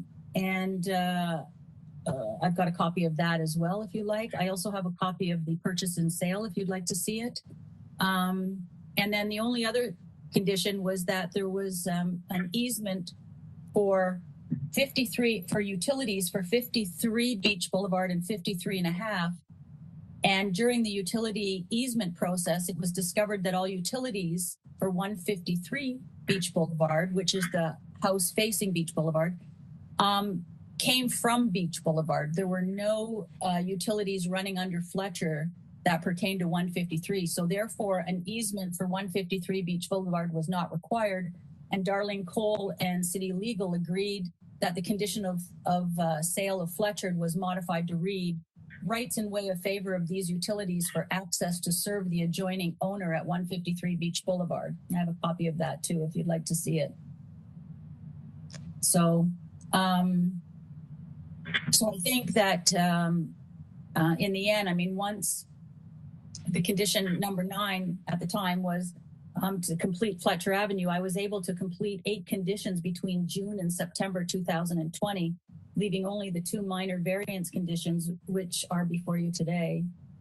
So, yeah, I hope I was able to convey, the importance of the Committee of Adjustment 17105 from July 2009, and hope you'll consider aligning it with the purchase agreement. So your comments, so on our list of conditions, so number 7, you can prove that that's been addressed. Would you mind reading number 7 to me? Sorry. Yeah, the applicant must enter into register on title of the lands a consent agreement. So you've already taken care of that, right? Yes, I have. Okay, so then the other 2 are 9 and 10. 9 being grant water service easement in the favor of the owner of 133.5. 153, sorry. Or 153, sorry. So is that taken care of then? Yes, it is. Okay. You have that. There's an easement in gross for the city. Okay, and then number 10 with the access easement in favor of 153.5. Yeah, that does not exist. It's not part of the purchase agreement of sale. Okay. And I'm just So looking then at number 10 could be stroked out. Yes. It's not needed, or is it? It is not needed.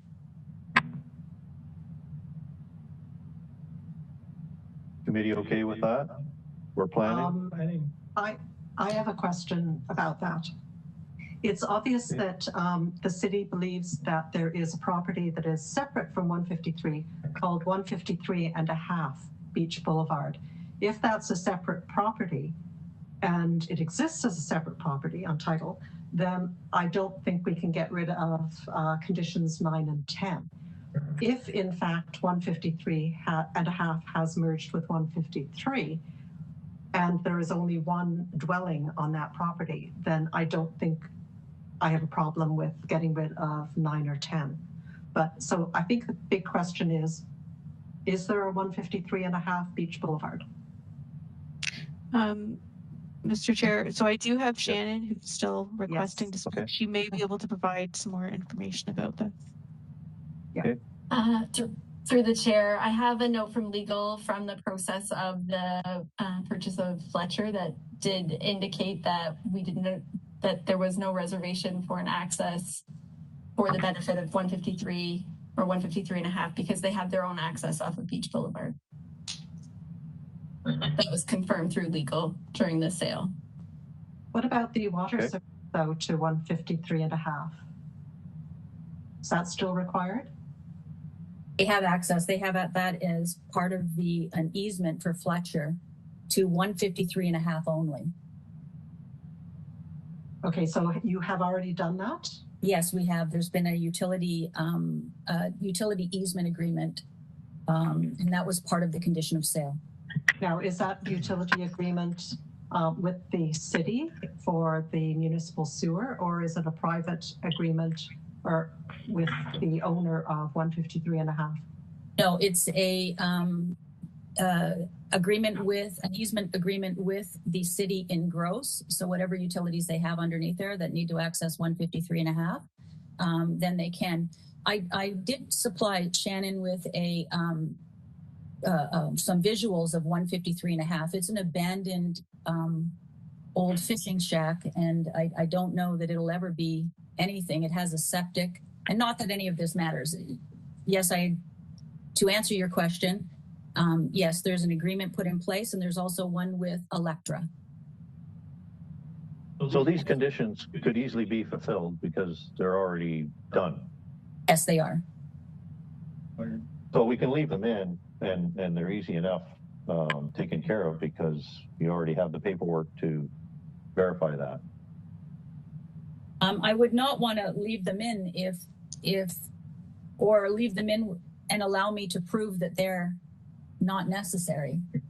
I just don't want to have a conflict with especially the road access for 153.5. There's a fence that runs along their entire side of their property. It's also treed, so you can't get access. And I purchased Fletcher Avenue, which is, basically riddled with liability. And I would never have purchased it with the understanding that it would be a shared drive with 153.5. So the condition is not part of the purchase. So I'd like to see at least that one removed from. Okay, so 9 and 10, the water easement and the access easement? Yes, they've already been fulfilled. I'm not so sure about the water easement though, because if the water service is private, if there's only the one easement, doesn't that give the responsibility for that water service to the city as opposed to a private easement? There's private easements. It's with Electra,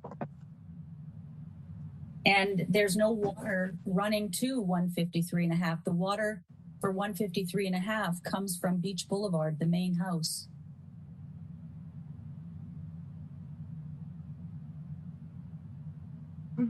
If I may, shouldn't we consider tabling this to sort this out? I mean, the staff has recommended certain things, and we have some assurances. One of the assurances is that it was never part of the deal. I mean, how can we deal with that? May I speak? Yes.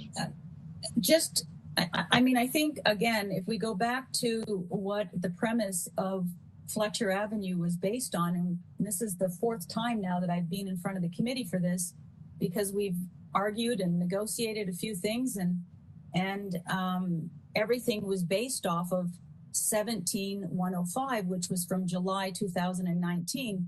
And had COVID not have hit, had the city been able to not be in a position to close when we were supposed to close, all of these conditions would have been, completed successfully. And as a result of that, the city was good enough to work with me to get this resolved. And like I said, I mean, I was not expecting that new conditions would have surfaced, ones that were previously here back in 2018 that the committee acknowledged in 2019 that they weren't needed.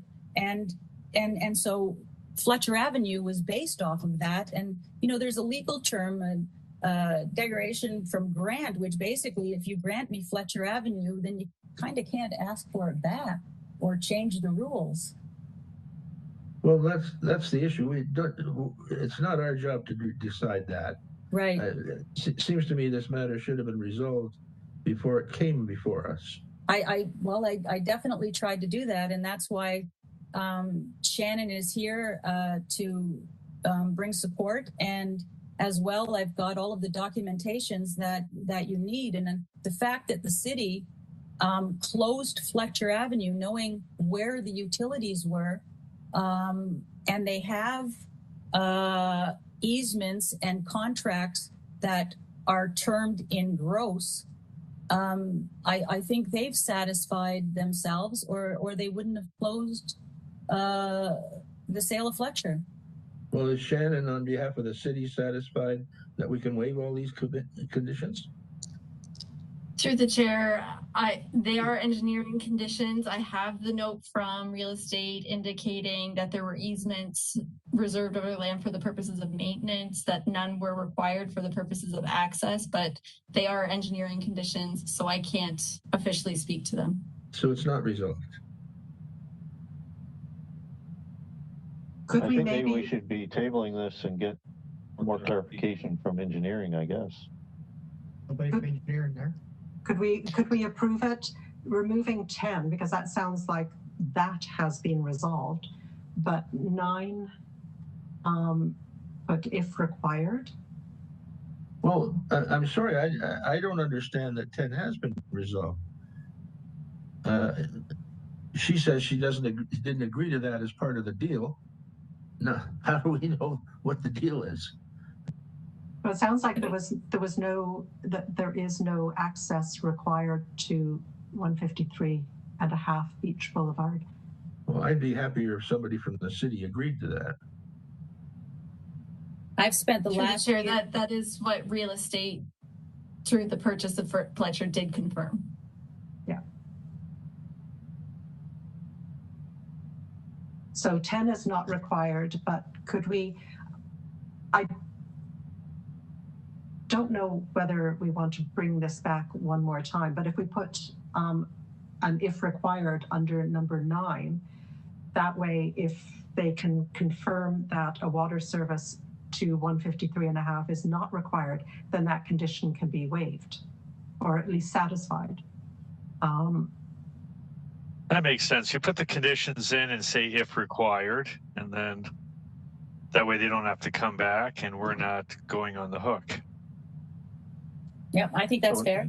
All right. Okay, so number 9, if required. Sorry, so is someone making a motion for this, just so I get all my ducks in a row?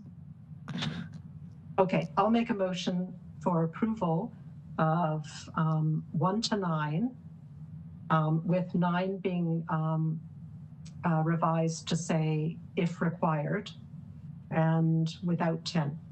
Without 10. I'm sorry, I still don't understand the number 10 issue. It was either part of the deal or it wasn't. We don't know that.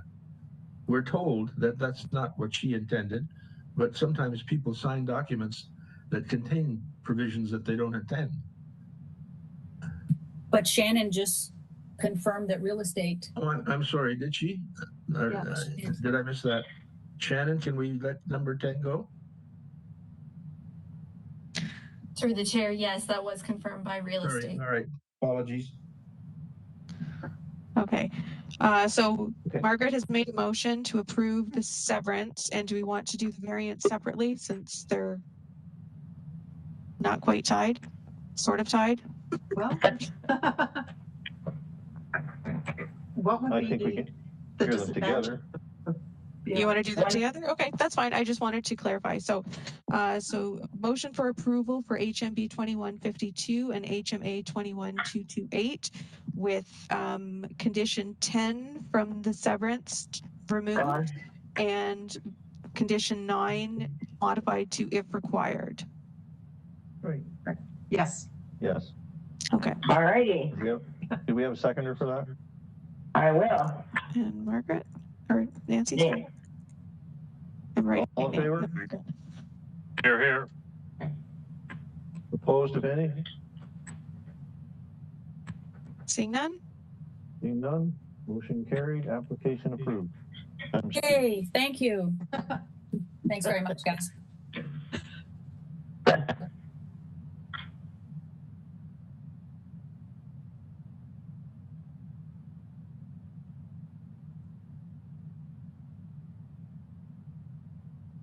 Okay, and we are all set for the next file. So we're hearing GLA 21409 for 89 Marion Street in Glanbrook. We have the owners registered to speak and no interested parties. Is the owner available? You have to unmute yourself. There we go. Yes. Randy and Janice May, owners of the property. Yes. Did you have a chance to read the comments that were posted? Yes, we did. And do you have any questions or concerns? No. We want to make the building aesthetically pleasing, just like our house, with the same stone, everything that was in the comments. And the purpose of the building is for our retirement hobbies. We're currently renting off-site a barn. Okay. Committee, questions, motion? Question. Oh, hang on. Well, a second. Yeah, there was a comment from Development Engineering asking that the application be denied. Yeah. And that it sits too close to the property at the back on Homestead Avenue. That 1.83, I think it is, meters should be 9 point something meters. And it seems like Development Engineering is not impressed with that. So we need to deal with that. Yeah. I read it and I made a motion to approve. Okay. If you live at the back on number 33 something Homestead, you might not be so happy, right? Oh, they're not here complaining. What about the drainage issues to the owners? If you have taking that into consideration, I'm sure. Yes, we've when we did our site plan and our survey, we paid the extra money to have the grade and drainage done on the plan that we submitted. Okay, and there's no diagram for that building, so we're not dealing with height or anything like that. It's just a proposed building. No architecture. No architectural drawing because we weren't sure what we were going to be able to do. Okay, so if there is a height problem, you would have to come back to us for a height variance, right? No, Okay. we put in for a height variance as well. Everything is in the height and setback. Hang on, I'm looking. Yep, gross floor area. Yep, rear yard, side yard. And got it. Perfect. Okay. All right, Mark. Mark made a motion to approve. Laverne seconded it. All in favor? Opposed, if any? Sorry, I'm Margaret, are you opposed? You're waffling? Sort of waffling here. Yes, be in favor. In favor, okay. So Okay, none opposed, if any? opposed. Okay. None opposed, motion carried, application approved. Thank you, everyone. Thank you. Happy building. Thank you. And the drainage gods will probably kill me. It'll be fine. Okay, so we're all set for the next file. So we're hearing SCA 21411 for 5 Ambleside Place in Stony Creek. We have the agent registered to speak and no interested parties. Is the agent available? I am. Did you have a chance to read the comments that were posted? I did. It looks like zoning staff supports the application. There is a section here that development engineering recommends it to be denied. I think it's similar to the previous file in that, in this case, a small portion, roughly 2.3 square meters of this proposed addition falls within a 6-meter setback of the grading policy. I'm just reading it from the comments. Yep. So I'm happy to address that as necessary. Okay, does the committee have any questions? I have Laverne with a motion to approve. Okay, there's no, Yes. Nancy. And seconded by seconded. Nancy. I didn't see anybody with hands raised for questions. Okay, we just wanted to make sure there was no other questions because we did receive some letters. Or one letter. We did? Okay, motion made, seconded, all in favor? Here, here. Opposed, if any? Seeing none? Seeing none? Motion carried, application approved. Thank you, everyone. Did anybody else receive a letter? I didn't receive a letter. I'm just curious. It's the next one. Okay, thank you.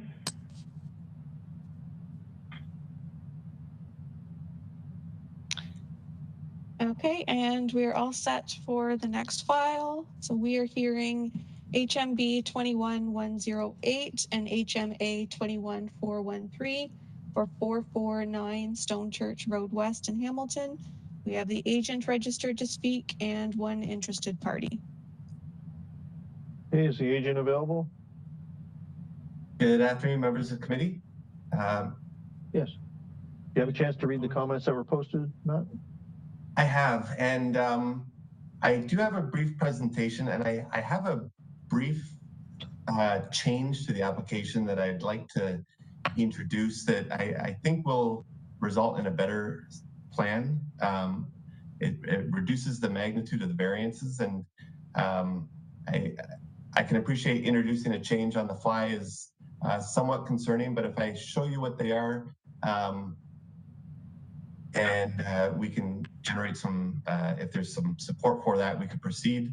If the change requires a deferral, we could do that, but I'd like to just show you the change and perhaps it may address some of the comments that we hear.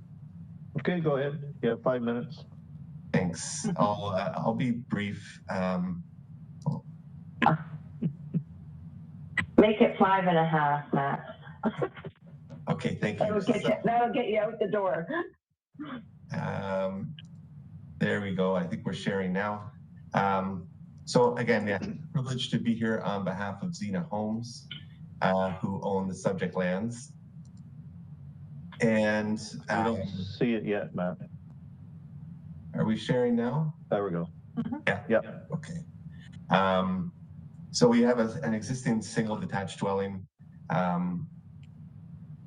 with the existing home access to full services, all of that good stuff. We have the old B district zoning in place. We have a neighborhoods land use designation. And here's the proposal that is as applied for, as supported by staff. And at this point, the Xena Homes was really looking to utilize something that the builders refer to as a zero lot line side yard. And there's some benefits to that from a grading perspective, et cetera.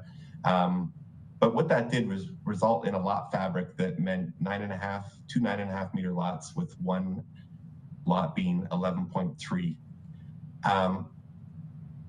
We've now kind of just taken a closer look. Plans for the building envelopes have been solidified. And what we can do is provide very similar envelopes, but in this case, they're 10.1 across the board. We've got an image here just illustrating what that frontage would look like. Now, this is kind of the important one in terms of considering such a change on the fly. There's no change to the minimum front yard setback reduction. What that does is bring it in line with the character of the existing streetscape. Our neighbor immediately to the west has that same 7.5 meter side yard. Then we have an improvement to variance number 2. The 3 meter side yard is a bit of a relic from an older time. We initially asked to go down to 0.45, which is that near zero lot line environment that I touched on earlier. We're going to increase that to 0.9. Collectively, that's 1.8 between dwellings, which is even more than the previous interface considered with 0.45 and 1.1. So a better interface in that regard. From a lot frontage perspective, we are looking for the reduction from 20 meters down to 10.1 instead of down to 9.5. Lot area remains slightly improved. The lot areas are a minimum 440 square meters. And then we still keep that front yard landscape request in there. So all of those variances were supported by staff. I think we made them a little bit better. We have a more consistent, let me just jump to the final one I think is appropriate. You know, a more consistent lot fabric where they're all even across the board. And you know, with that, I'd be happy to answer any questions. I think we do satisfy the 4 tests. The variances, although changed slightly, are still improved based on what staff consider. So I see no issues there. And with that, I'd be happy to answer any questions and ask that the committee entertain the updated variances that are on the screen now. And if this change on the fly is acceptable, I appreciate it and would ask that to be approved. Likewise, I'd be happy to answer any questions. So with that, I'll conclude my presentation. Okay, those sound reasonable to me. Anyone else have anything to say? Yes, I do. Go ahead, Margaret. There is a comment about hammerhead driveways from development engineering. That they request that the application be tabled.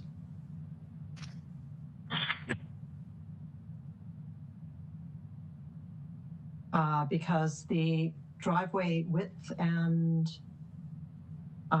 says that it's not sufficient to accommodate construction of hammerhead driveways. I can certainly understand why you might need it on Stone Church Road. Have you looked? So, thank you, Margaret.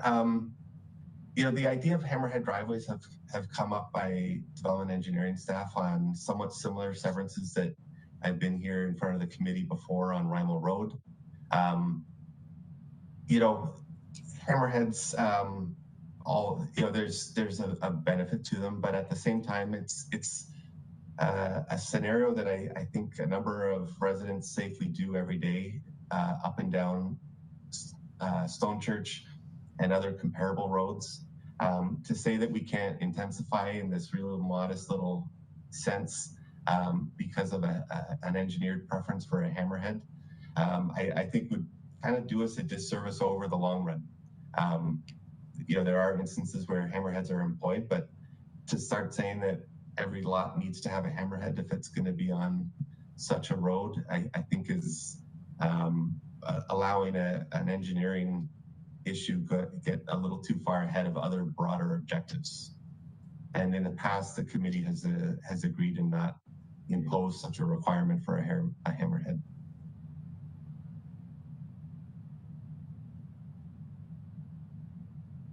Okay, Margaret?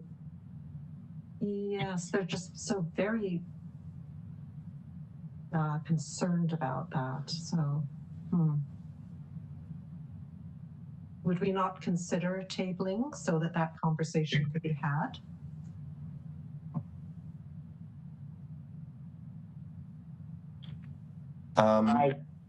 I guess the challenge through the chair is that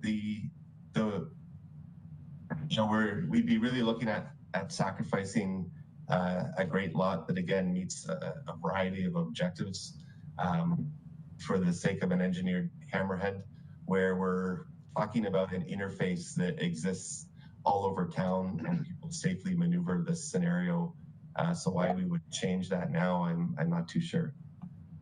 Actually, if I might, it's just a comment as usual from development engineering. I don't see it as a dire need to do, and I do know there is a bit of a ramp there, is there not? Coming in off of Stone Church? I don't know, Matt. Not a ramp, but an incline. Yeah, there's a bit of a grading. The grade between the street versus the actual area you park on the driveway is slightly elevated. Yeah. Which could give you a little more perspective as you're maneuvering from above. Right. Were there any other questions from the committee? I think, was there one citizen? Yes, there was one interested party who registered to speak. Okay, maybe we could hear from that person. Sure. So we'll hear from Gordon Hazelwood now. Yes, Gordon Hazel. I live at 445 Stone Church Road West, Unit 22 on the south side. Would be right centered in where the land is being asked to be changed. I noticed there is there's a consolidation report, which was not included in the original package going around door to door. What is that exactly? Those are the staff comments. Yep. So those are the staff comments. So there's the original notice that gets circulated, right, and then the comments package gets posted on the website. It doesn't get circulated with the original application? No, it does not. Oh, I see. Okay. The reason I'm talking is because I wasn't in time to submit my letter due to the fact I was 1 hour too late. So I will read you my letter instead. This seems like deja vu. Only a few years ago, we were here with the same issues, but it was going to be a monstrous building. Now here we are again, same thing, but this time have no idea what is to be built. The city of Hamilton drew a line a few years ago, and now it is time to draw that same line today. We are already saturated with many townhouses now and sure do not need more if that is their plan. As what was said a few years ago, this is not a NIMBY issue. This is really an enough is enough issue. It's time to stop the developers from adjusting the required land to maximize the profits at the expense of your tax-paying citizens and neighbors who are paying taxes and maintaining the property, unless the city see them as being not important enough. Adjusting the land so the unknown size of the building and or buildings being built can be closer to the units could pose a danger to them. If the building that is being built so close, we're talking like 3 feet away, according to what's on there, if I'm reading correctly, that what was required by the city, it could allow sparks from a fire to reach the fire units of townhouses on the east side, and it will not allow enough room for a fire to be taken down before damage is done. It also says in the applications, variants 1, 2, 6, and 7, that they want to make the 3 lots similar and uniform in size. I believe this is not an important issue for what is being built when it comes to citizens and neighbors' safety and their properties. This is a visual issue only. We will also experience loud noises due to bringing so close the units. Flooding that we have now would be twice as bad without the land to absorb it. Large trees are important, and I believe the city is careless to ignore the fact that these large trees don't matter. I do not have a list of reasons for the existing boundary that are set forth in the city, but I am sure they are many safety and privacy reasons, and it's careless for the city to allow something that was not meant to be put property and citizens at risk. The neighbors around me feel the same way. We are having traffic problems, blocked views, blocked sunlight, and invading our privacy. We pay taxes too, so it's time for the city of Hamilton to do the right thing, as was done a few years ago, and I urge the city to say no. That's it. Thank you. Matt, is these going to be single-family residentials here? Thank you. How high? Stories-wise. Thank you through the chair. Yes, the properties are zoned only for single detached dwellings, and there's no change proposed there. The lot fabric that we're proposing is strictly for single detached dwellings, at a size that's comparable to this area. There were concerns raised about flooding, built form, the size of the dwellings. All of those will be regulated by the balance of the zoning bylaw to keep things modest. There's no reductions to rear yard setbacks, etc. And then we have the consent agreement, which is the engineering process where your stormwater management, site servicing, and grading get thoroughly reviewed by city staff.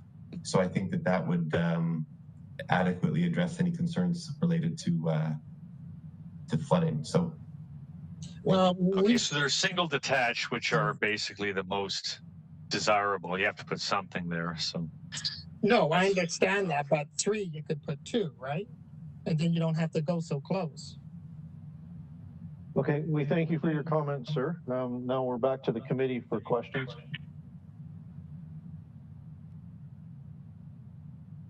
Does anyone else have any more questions on the committee?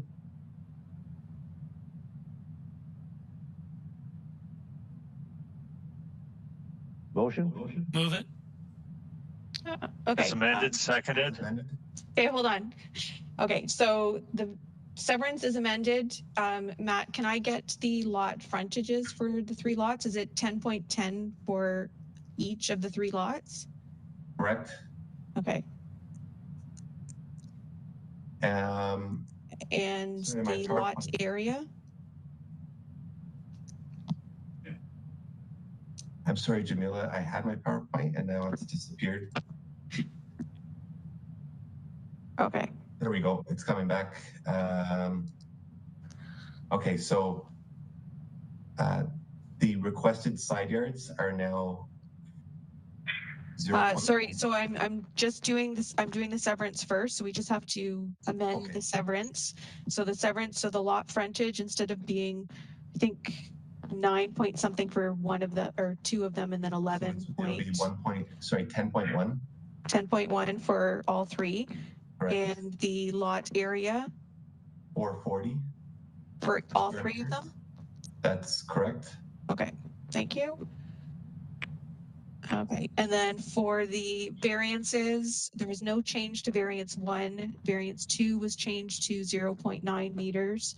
Variance 3 was changed to 10.1 meters. Variance 4 was changed to 440 square meters, and variance 5 was removed. Is that correct?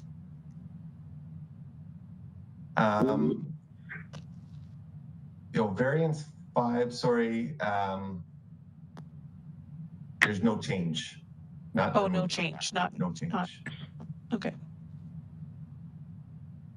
Okay, so variance 1 and 5 had no changes. Right. Okay. And Bob, is that your? Yes. Mark moved it. Who seconded? Bob moved it. I think Bob moved it and Mark seconded. Okay. We've got the right names, just in the wrong order. Yes. All in favor? Opposed, if any? Seeing none? Seeing none, motion carried, application approved. Thank you.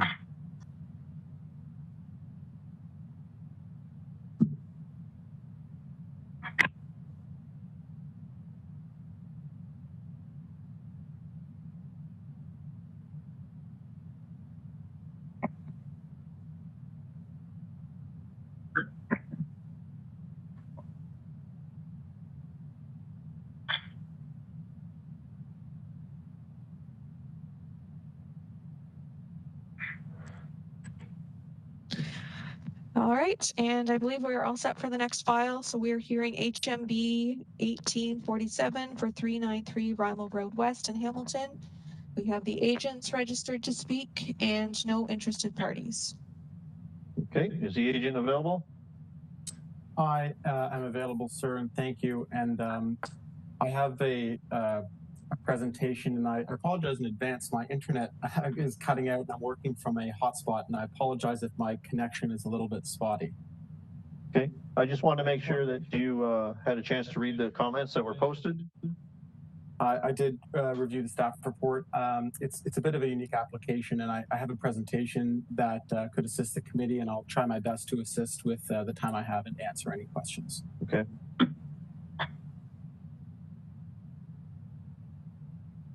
Okay, let me share. Were you considering tabling at all, or I see recommendation is denial. The recommendation is denial, sir, and we believe that we believe it should be approved. We wouldn't like to table the application and instead have the committee make a decision on the merits today. Okay. Okay, thank you, sir. So the proposal before the committee today is for a simple consent to sever a 4-hectare lot from a contiguous parcel at 393 Rymel Road. The site in its entirety is nearly 40 hectares, with the exception of 2 prior consents, which are pictured here, that were previously approved by the committee, which I'll speak to in a moment. It consists of, other than those 2 consents, it consists of 1 parcel containing an existing retirement community and accessory uses that are run and operated by the owner, Zest Communities. The site is serviced by a network of private roads internal to the site, with access to public streets Rymel Road to the north and Garth Street to the west. In order to commence redevelopment plans for vacant areas on the subject lands, 5 consent applications were made in 2018.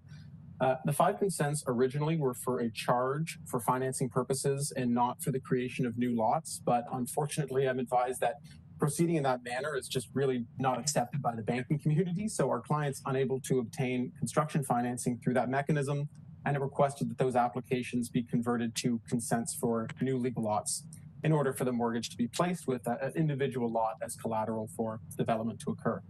So as I stated, 2 of the consent applications were approved by the committee in 2019 for a new development and a sales center, which obtained financing and proceeded without issue. And notably, the committee in both of those cases approved the consents despite staff's recommendation that they were premature and should be deferred. And again, today, other than the staff report recommending refusal, there is nobody present in opposition. So the proposal for the committee today, HMB 1847, is to sever off the parcel located there in red from the larger site. This severed parcel would eventually be developed as a new retirement community owned and operated by Zest that can exist independent of while conforming to the existing and adjacent communities.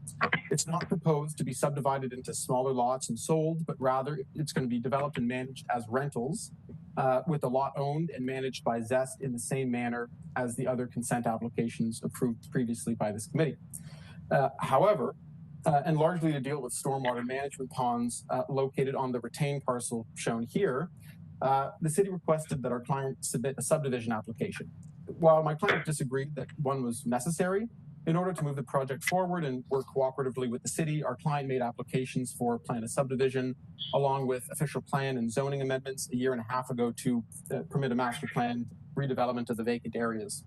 Since then, progress on the applications has unfortunately come to a standstill, which is why we're proceeding with this consent application now to get things moving so they can obtain financing and proceed. As noted in the staff report, the official plan and zoning amendments are necessary to permit redevelopment as contemplated in the master plan. But curiously, the staff report does not state that the plan of subdivision is necessary. And it notes that in the pre-application meeting, staff did not identify that a plan of subdivision was necessary at all, and instead stated that site plan control, official plan, and zoning were. And that's because in our submission, a plan of subdivision is simply not necessary for the orderly development of the lands, and really was made to cooperate with the city, whose request again was primarily just due to stormwater management ponds located on the retained parcel, but not on the one that today is proposed to be severed. Now, the plan of subdivision, which is pictured here, doesn't propose, new lots or lotting patterns. And while it serves to create some blocks for new public streets, these streets already exist as private roads and can be maintained as such, especially, providing access to this block 4 on the right, which is the lot proposed to be severed in the application today. Main purpose of the plan of subdivision really is to manage the stormwater ponds on the parcel proposed to be retained and not create a subdivision with, new homes. And again, even though the plan of subdivision, the parcel proposed to be severed is its own block, as you can be seen on the right, it's really not an ordinary plan of subdivision application, and the consent may proceed without the need for one, as it has due regards for the items under Section 5124 of the Planning Act. And in any event, in approving the 2 prior consent applications, the committee, really acknowledged that a plan of subdivision isn't necessary to permit orderly development of the lands. And as you can see, again, in figure 1 on the right side here, the proposed community on the severed parcel is accessed from a public street being Rymel Road with internal private roads. No plan of subdivision is required within that proposed parcel. These are all rental units for retirement community. And the Severance does have regard for matters under Section 5124 of the Planning Act and the relevant criteria in the OP. The lands are fully serviced and retain access from a public road, are suitable to be severed, and will contain a retirement community owned and operated by ZESC that has been applied for by way of zoning and official plan. And I'll conclude quickly. Again, this consent is really to the severed parcels able to be developed independently. Committees, of course, approve prior severances, and really this boils down to a disagreement and dispute between ZEST and staff that's preventing progress. The facts are this consent application has due regard for Section 5124 of the Planning Act. It's not premature, and a plan of subdivision is not necessary, which, of course, is evidenced by the fact that the committee approved nearly identical severances on other portions of the site previously. Should the consent be approved, we're satisfied with the conditions of approval recommended by staff and are happy to have those imposed. I know that was a lot to take in, and I apologize again for the complicated nature of this proposal, but I'm happy to answer any questions that that the committee might have. Thank you. Okay, thank you. The committee have questions? Thomas with a question.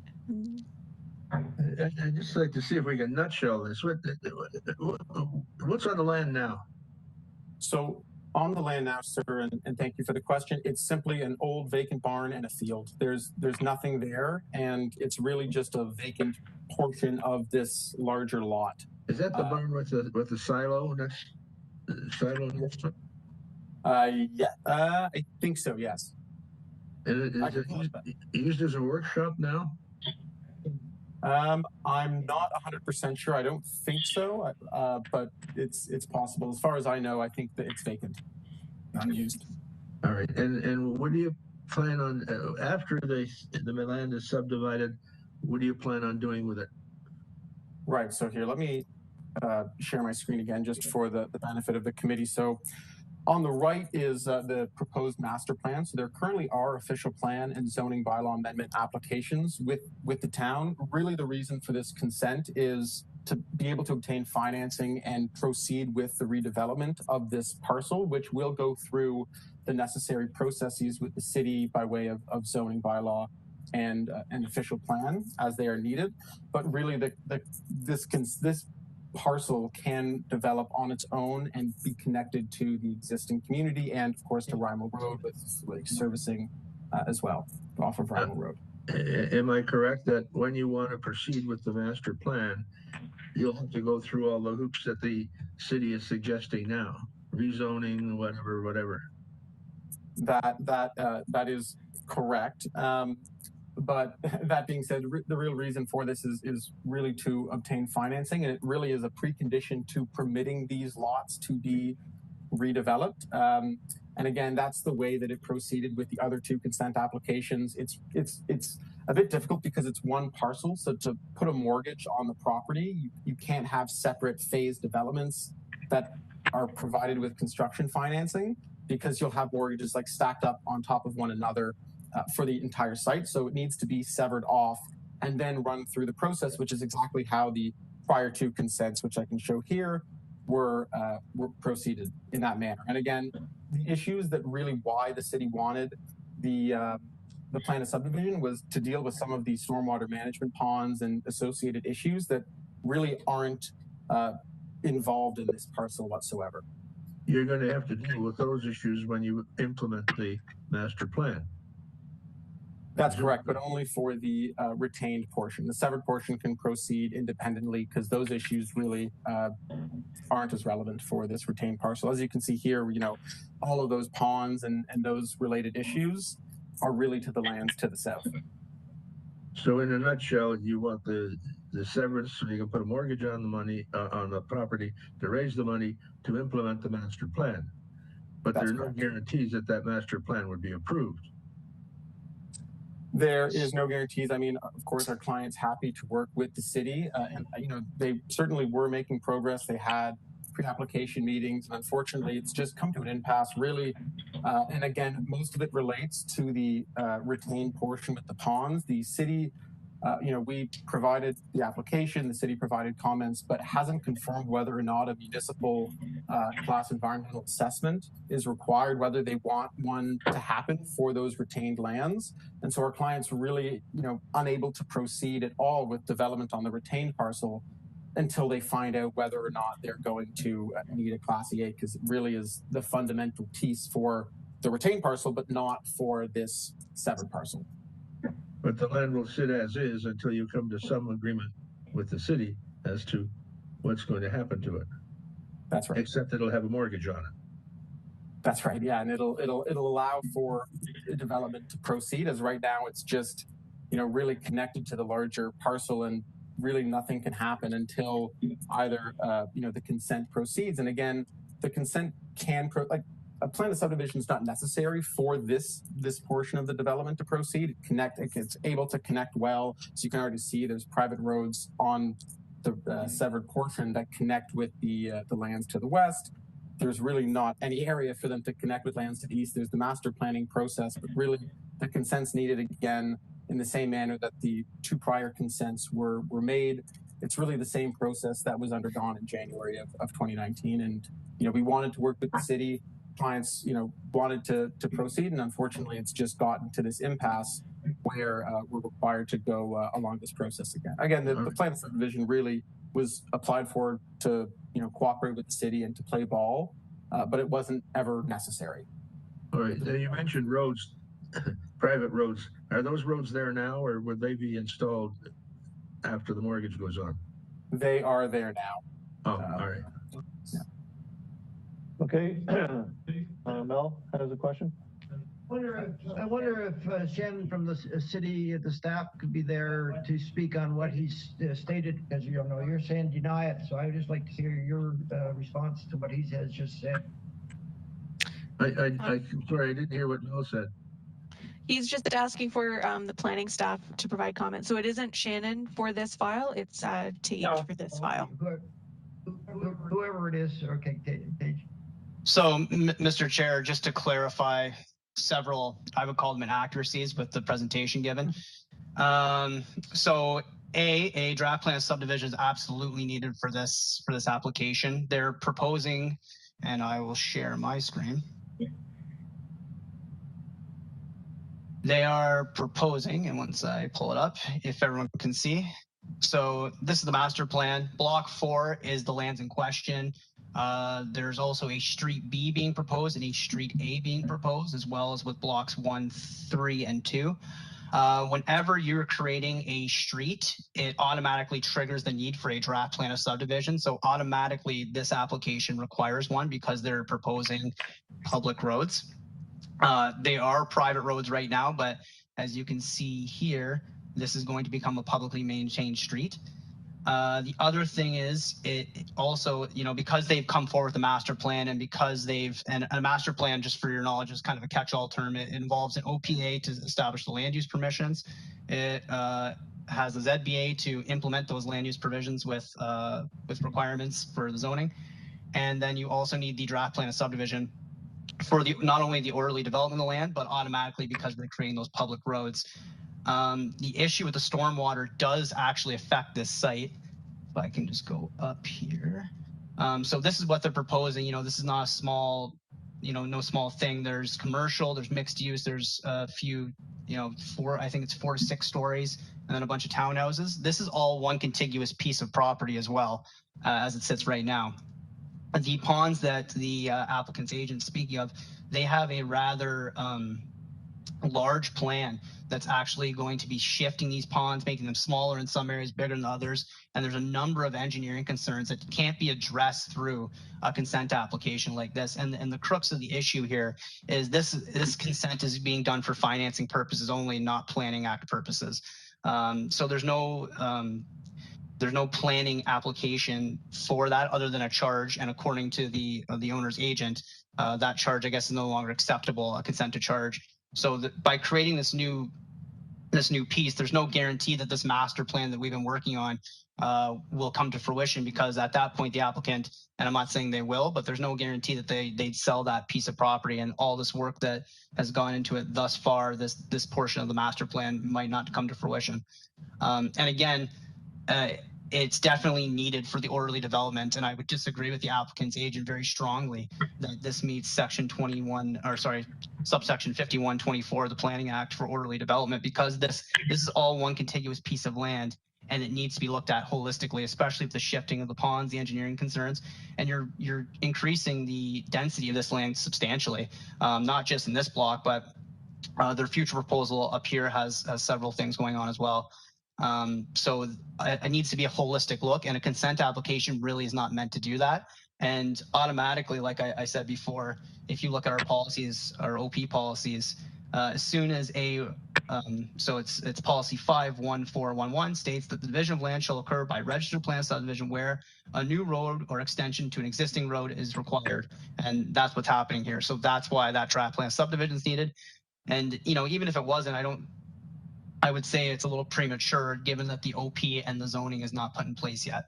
So I strongly disagree with the applicant's agent and his analysis of section 5124 of the Planning Act and how it's being applied here, and in concert with our UHA policies. So I think the denial should stand on its own merits. And to the point that was made earlier, we did recommend denial in the first application back in 2017 or 2018, I believe it was, because of these considerations. But the committee saw it a little differently, but we're still standing that out today. And the fact that the applicant's actually going through these processes right now, even though it was to play ball, only goes to show that it's kind of a skirting of the process, that we've already started to go through.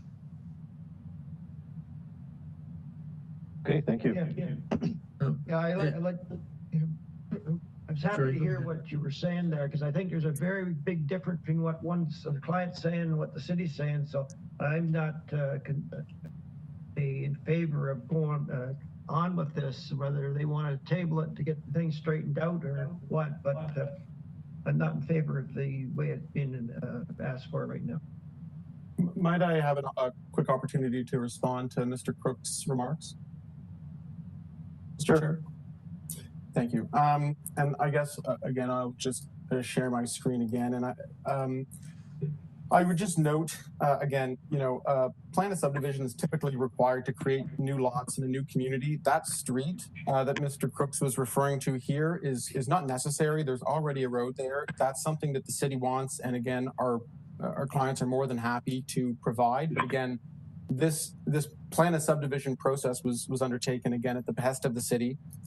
That road is not required. And again, this block here, block 4 on the right, is identical to the lands that are proposed to be severed. And as Mr. Crooks was going through his presentation, I mean, you can see here on the screen with the red, these lands, even looking at it from an air photo, look to be pretty distinct and different from the rest of the lands. Of course, they're vacant. There's no stormwater management ponds on them. There's no current development on them at all. It might be one contiguous land from a legal perspective, but from the naked eye and from a reasonable person's perspective, they are separate. And really, we need a consent here to really almost legalize that. And again, I'd emphasize that no issues occurred with the other severances. I understand the city wants to proceed in a certain fashion with the plan of subdivision and keep everything together. And, Mr. Crooks is saying, we're going through the process and this is skirting the process. Unfortunately, and again, from as I'm advised, the process really has halted, and they're really, my clients don't really see a way forward. At least they certainly didn't. And again, they're more than happy to work with staff and really would love to work with staff and get this through. But again, the reason why this consent right now is being applied for is because they're, it's really all on hold right now. And again, plan of subdivision, well, we're not saying it can't proceed by way of plan of subdivision, but certainly one is not required. And the test under Section 53 of the Planning Act for consents is, whether or not it has regard for the matters under Section 5124, which again, that's just a difference of opinion of me and Mr. Crooks, and that's more than fine. But we certainly submit that it does, it has access to a main road, it has servicing, it's able to conform with adjacent plans of subdivision and adjacent lands. And again, no issues occurred with the other severances. I know Mr. Crooks is saying, well, now we have a certain process that's going on. Again, I'd say that process really has been put on hold. It's basically in abeyance at the moment, right? Nothing has been done on it. And, we really would like to go and get started on some development and work with the town and make something happen on this parcel, which doesn't share the same issues that the retained parcel does. So again, we'd ask the committee to consider that. I'll stop sharing here. And again, I'd like to thank the chair and the committee for listening, and for Mr. Crooks as well. Thank you. If I may, Mr. Chair. Oh, sorry, Thomas. Okay, so go ahead, Tom. As I understand it, there's not going to be a public road on here until the plan of subdivision goes ahead. And so that the issue with you need a subdivision for a public road is questionable in my mind. The worst thing that can happen here, as I understand it, is the land gets severed, they put a mortgage on it, and for whatever reason they default on the mortgage, and the land might get sold that way as a separate parcel. Am I correct in that? So is that to me, Thomas? Yeah. So through Mr. Chair, just to answer Thomas' question, so that is one consideration. The other, I can't underscore the engineering concerns. So the applicant's agent discussed, from an eye test, it looks like a separate piece of property. It has nothing to do with the ponds to the south. That's just simply not true. When you put development like this and they're proposing to, like I said, shift those ponds, there's a great amount of engineering that goes into it. And if what's happening to this piece of property, again, it's all contiguous right now, but that specific chunk can severely affect the stormwater management of the entire property as a whole. So that's why the draft plan subdivision is needed for orderly development. And that's why I disagree that it doesn't actually meet Section 5124, especially the conservation of natural resources and flood control. And then to the second point, so to your point, Thomas, those are the two big issues, the fact that it could be sold off, and then all this work for the master plan kind of goes up to smoke. And the second point is, by severing this piece of property, it's going to be looked at separately from the rest of this area. So it needs to be looked at holistically, especially with those retention ponds. And there's been a lot of engineering work done already because they're planning on making major shifts to those ponds. Like this is no small feat that they're going to be doing to these natural areas. So it has to be looked at holistically. It's not just the public road. That's one piece, but the big piece is also the engineering concerns that are happening. And that's why we have to go through this process. And then just one last point I just want to make to the point about draft plan subdivision only happen to create lots. That's just simply not true. A draft plan subdivision creates blocks all the time. Literally every draft plan subdivision that you're ever going to see is going to have giant blocks on it. And then later the lots are created through part lot control. So I would argue that point very strongly as well. But the engineering and then the process that we're going through, according to our OP policies, according to the Planning Act, and you can disagree about the Planning Act if you want, but the OP policies are very clear that we need to go through a draft plan. And we're already going through that exercise. The financing issues aside, in terms of planning, it needs to go through this process. Mr. Chair, Okay. if I may respond very briefly to Mr. Crooks' answer. I think we've heard enough back and forth. And I will ask the committee if they have any more questions, but before I do that, I will ask you one more time if you would consider tabling it or if you want to have a decision today. I think we would we'd like to have a decision today, and I understand the sentiment, but those are the instructions. All right, so I'll ask the committee if they have any more questions. So I had Margaret who had her hand up earlier, but I'm not sure if she still does. And then I have Bob with his hand up as well. Okay, Margaret first. Yes, actually, I was what I was going to say was that that I totally agree with staff's position on the fact that this is not a standalone piece of property, that it has to be looked at with the whole stormwater management issue. There's also a question apparently about sanitary capacity in a pumping station, which should be looked at as well. And Thomas is correct that once we grant the severance, it can be sold to somebody else who is not under the same obligations as this property is to deal with these overarching issues. So when the time comes, I would be prepared to put forward a motion for denial of this application. Okay, Bob? Yes, Mr. Chairman, I agree. I think we've had a fairly thorough presentation and debate on this. And I think at this point, I'm prepared to second the motion for denial. Okay, I have a motion on the floor by Margaret, seconded by Bob for denial. All in favor? Here. Opposed? Seeing none? Seeing none opposed. So the motion is carried and the application is denied. Yes. Thank you, Mr. Chair, members of the committee, for your time. I appreciate it, and thank you, Mr. Crooks, as well. Okay, so we did have a break scheduled at this time. I know we're running quite a bit behind, but I would ask the committee if we could have at least 5 minutes. Please. Please. No. 5 minutes. 5 minutes enough? Do we want to say we'll be back at 3:55? You can do what I have to do in 5 minutes. Yeah, 3:55. 3:55? Okay, so we'll recess and we'll reconvene at 3:55. And I apologize to the people waiting.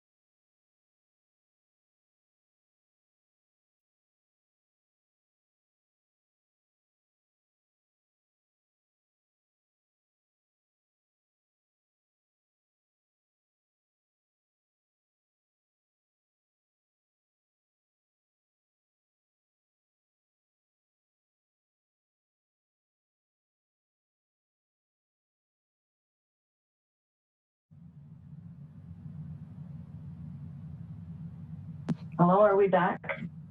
Yeah, I think so. Okay, I'm back too. Perfect. Okay.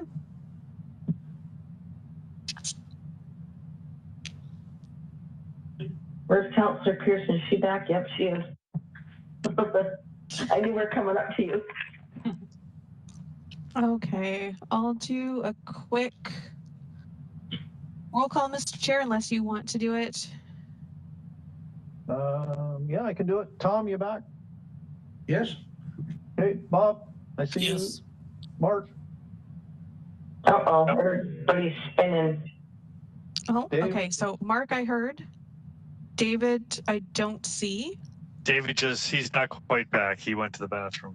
Okay, thank you. Okay. He'll be here shortly. Mel? Here. Laverne? Hello. Nancy? Yeah. Margaret? Here. We're good to go. Okay. And for the committee members, so SCA 21417 for 131 Green Road and Stony Creek. The agent requested that the item be tabled until a future date to be determined. They wish to speak with staff based on the staff comments that were provided. Oh, okay. Very good. That's a corner one, right? I think so. Isn't it corner? Yes, Councillor Pearson's nodding. Yes. All right. Corner of Green, 131 Green Road, the corner of Green and Carla. That's it. Okay. Okay, so we're all set for the next file then. We will hear SCB 21112 for 11 Kilbourne Avenue in Stony Creek. We have the agents registered to speak and no interested parties. Okay, is the agent available? I am, Mr. Chair. This is Tasha Adair from AJ Clark and Associates. Yes, did you have a chance to read the comments that were posted? I have. Okay, do you have any questions? I do not. Committee? Move it.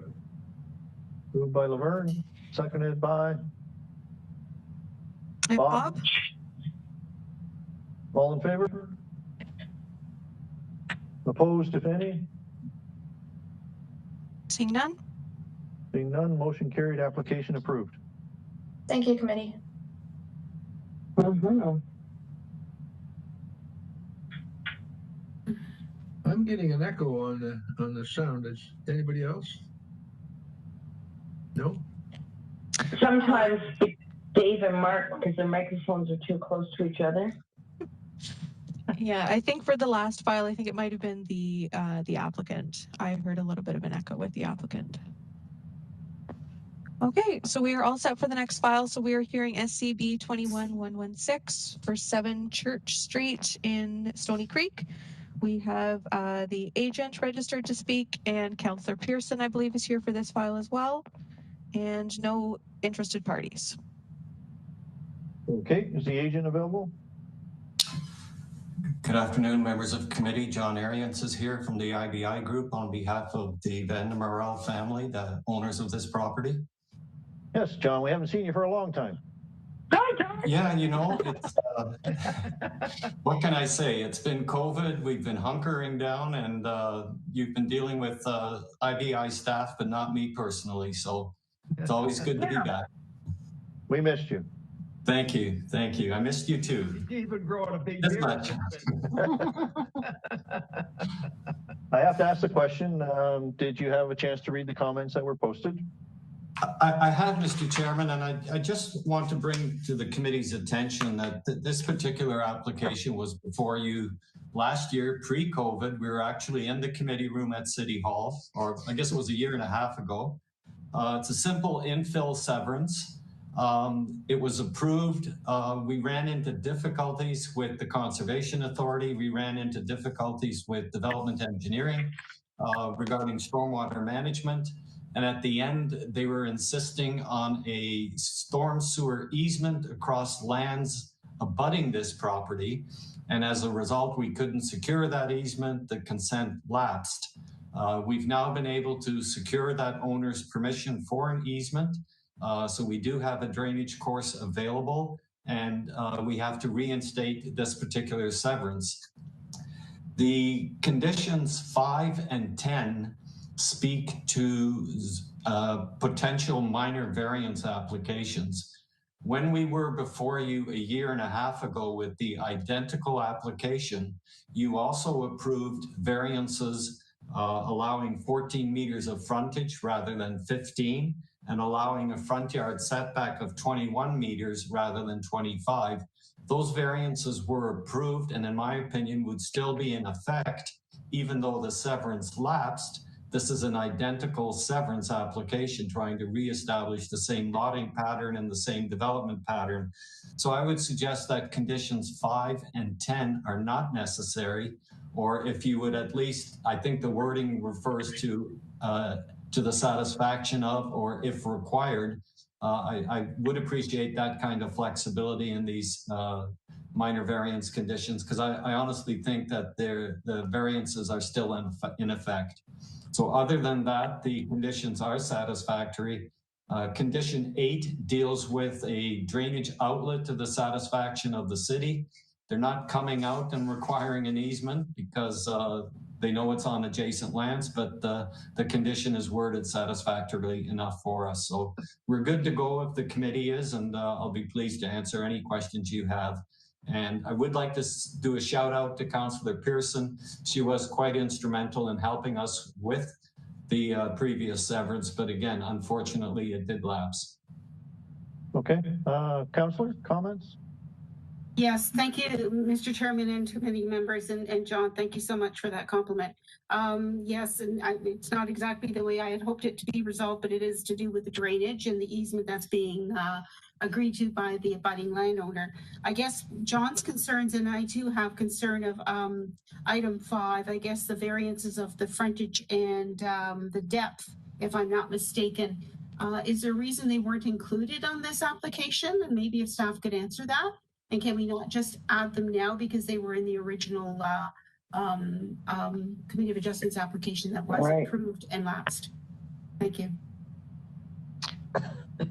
So I believe, and planning staff may be able to speak to their condition, which was condition 10, but I believe zoning will typically put on a condition through an abundance of caution for severances that come back that had previously approved variances, just kind of as a safety measure in case something did change at the committee hearing, that they would conform to zoning.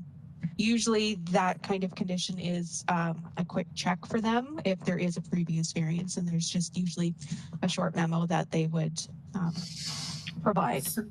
Thank you for that, Jamila, and I understand that totally. So if something happens where they build outside of the footprint that they're supposed to build and they need another variance, they have to be recognized, they will have to come back. But still, that doesn't preclude that the two issues of frontage and setback were already addressed. So how do we make sure that's covered off in this, that they don't become two that have to come back? Am I correct, John? Yeah, Councillor Pearson, you raise a good point, and maybe the committee could just simply indicate that the previous variance application, and I think it was A-19-321, is still in effect. You know, I think that's a good way of basically reaffirming those variances are still there. They're still active. It's the identical application. Jamila, is staff available that can maybe get an answer? Yeah, I believe. Oh, sorry, I believe planning staff are available. So I'm just not sure if this is Tage or Amon's file. It's mine. To the chair, to the committee. So I think there was an oversight in my part. I didn't realize that this was that there was a severance and a minor variance that were applied in, I believe, 2019. The severance has lapsed, but the variance still it does have final and binding approval to create the necessary 3 lots. I don't think a condition needs to be added. We can remove condition 10. I just wasn't aware of the minor variance application from October 2019. I hate to be a stickler on this, and I appreciate, I'm sorry who was talking there because I'm trying to pull up my file. I can't remember who was speaking on that, but I just want to be sure. That's wonderful to say to remove it, but now does it get lost in a gray area that may end up coming back? I'm sorry, John, I just want to be sure it's protected. can we not include it in the decision today, as it's just ratified of what was already approved? Please and thank you. Councillor Pearson, so sorry, there isn't a minor variance that's before us today. That's the reason why we wouldn't be able to add it. It's not. So perhaps if the committee were to say that, you know, the previous variance is still in full force and effect, that kind of reinforces what planning staff have just indicated and provides clarity as we go down the road and try to finalize this matter. Yeah, please, yeah. Can we add that on, Jamila? Yeah, so you would like to add a condition that the variances as applied for under SCA 19-321 are still in force and effect? Perfect. Perfect. Okay. So we can I'm okay with that in place. Okay with that? Yeah. Laverne has a question. Okay, sorry. Was that directed to me? Yes, can we make a motion with things in place just as John described things as previously noted? If we can, I'll make that motion. Okay, so you want to remove variance 5, or sorry, remove condition 5, remove condition 10, and do you want to add it as a note or a condition that the previous variances are still in force and effect? Add it as a note that we've previously approved it. Okay. Yeah, that makes sense. I'll second that. Nancy? Yep. All in favor? Sorry, hang on one second, Jamila. Sorry, Jamila, I just want to be sure. So, and I'd love to say past that we don't have to worry about any more variances, but I believe one of the causes is just in case, and hopefully there will be none, that we still have something, correct? 10 if required, number 10 if required. Correct. Okay. Sorry, John, but I just want to be sure, okay? Yeah. And it puts us again in no man's land. All right, Laverne, are you okay with that? Sorry, so that was removing variance 5 and changing variance 10 to if required, and then adding. And correct. Is that good, Laverne? Is that right? Yes. Okay. Okay, good. And I'll second that. Okay, we're good. Okay. Call the vote. All in favor? Here. Opposed, if any? Seeing none? Seeing none, motion carried, application approved. Thank you, everyone. Thank you very much, Thank you. Councillor, members of the committee. Thanks, Maria, for sorting that out. Sorry, not a problem. I just want to get them past this. This is their second time here, kick at the can. Thanks.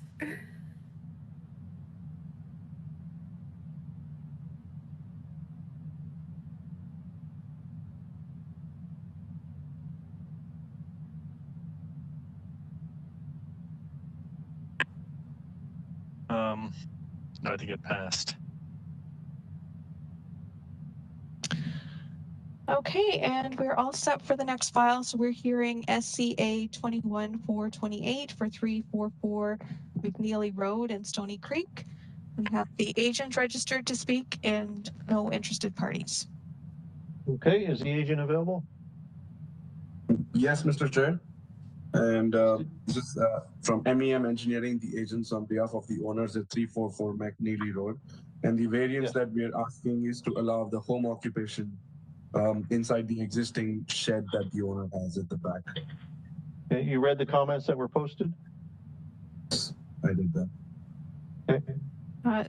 Sorry, Mr. Chairman, I did forget to mention Councillor Pearson is here for this file as well. Okay. Councillors? Thank you. I'm in support of the staff recommendation. Thank you. Okay. Committee have any questions? Move it. Move it. Second it. Nancy, then Mel. All in favor? Opposed, if any? Seeing none, motion carried, application approved. Thank you, Mr. Chair. Thank you, committee members. Thank you, Councillor. No problem. Thank you, everyone. Have a great day. Bye.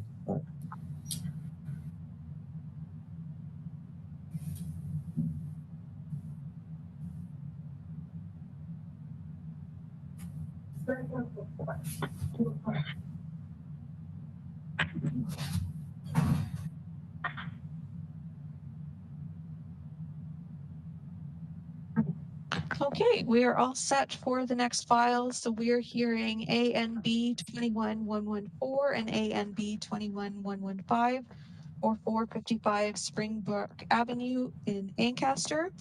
We have the agent registered to speak and no interested parties. Okay, is the agent available? I'm here. And did you have a chance to read the comments that were posted? Yes, I have. Do you have any questions? No, we've reviewed the report. We concur with the conditions. Okay, committee, any questions? Move it. Okay. Nancy, move it. Both of them? Yes. Both of them? Okay, seconder Laverne. All in favor? Here. Opposed, if any? Seeing none? Seeing none, motion carried, application approved. Thanks very much.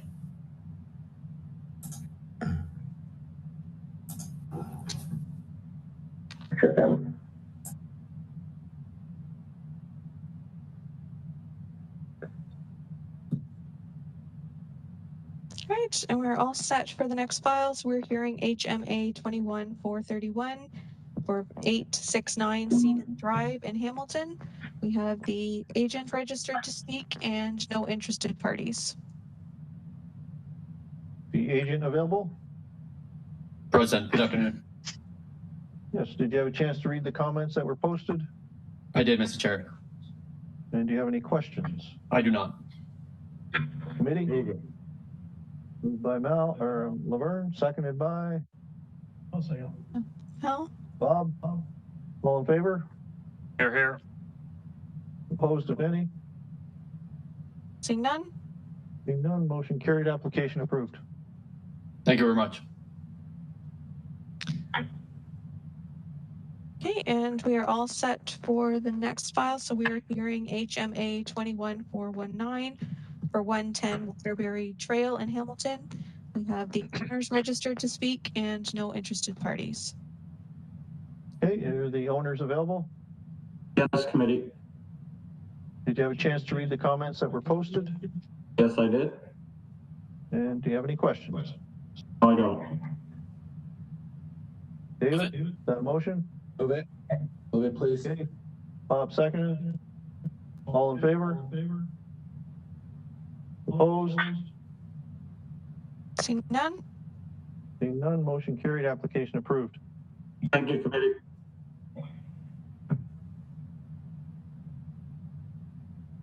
Okay, and we're all set for the next file. So we're hearing DNA 21408 for 40 Cayley Street in Dundas. We have the agent registered to speak and no interested parties. And just for the committee members, there was a request from zoning to amend a variance. Okay, is the agent available? Yes, it's Terrell Wong here. I'm the agent for the applicant. Okay, you had a chance to read the comments that were posted? I certainly did. Okay. Don't have any. I agree with them. I concur with them. Okay. What about staff then for that zoning change? That seemed reasonable as well. Yeah, that's just a technical point. Okay. Committee? Move it. I'll move it. That was as amended? Yes. Yep. Okay, Mel, then Margaret. Did you second it, Margaret? Yep. Okay. All in favor? Opposed? Seeing none? Seeing none, motion carried, application approved. Thank you.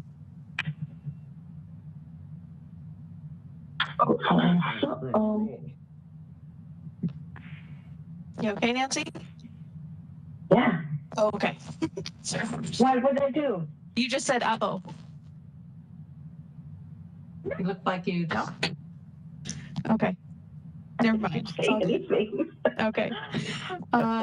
So we're all set for the next file. So we are hearing DNA 21410 for 183 York Road in Dundas. We have the owners registered to speak and no interested parties. Is the owner available?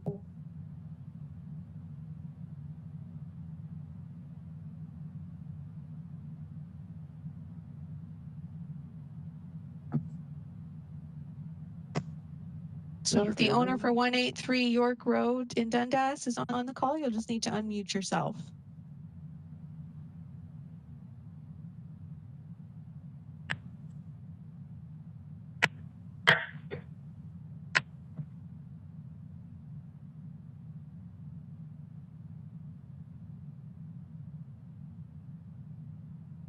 There's a couple of phone numbers there. Do they match?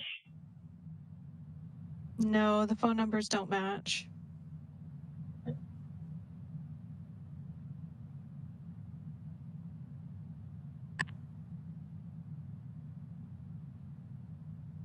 So maybe we need to put it aside for a minute. So they're There's there. a technical problem. They're unmuted, but we can't hear them.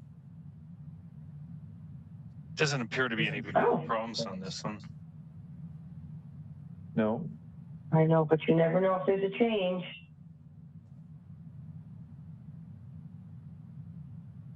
Let's stand it down. They need a big fancy planning company to make the changes. Generally, citizens don't make a change. If they come back on, then we'll hear it as they come back on. Okay. Not a citizen, it's the applicant that's missing. All right, we'll give the owner time to maybe log off and log back in and see if it works, and we'll move on to the next file, and we'll hear this one when they're back on. So we are now hearing GLA 21412 for 295 Tanglewood Drive in Glanbrook. We have the agent registered to speak and no interested parties. Good afternoon, committee. Is the agent available? Yep, it's Ryan Ferrari, AJ Clark and Associates again. Yep. Did you have a chance to read the comments posted? Yep, Mr. Chair, I've read the comments. I concur with them. They're very minor variances, and I hope the committee approves the application. But I'm here to answer any questions. Move it. Or any. Oh, all right. Second. I saw Dave's hand, so I'm going to take Dave as a mover and then Mark. Is that okay, Dave? Works for me. Okay. Thank you, everyone. Okay, the last All in favor? Opposed, if any? Is there a volume button? Seeing none? Seeing none, motion carried, application approved. Yeah, but we'll stop Okay, so I believe we now have audio from the owners for 183 York Road in Dundas. Okay. Are you there? Available? Oh, I did hear them. It looks like they turned it off.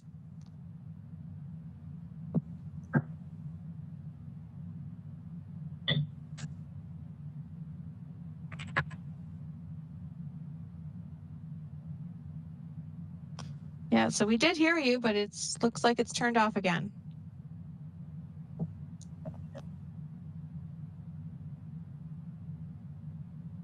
We still can't hear you.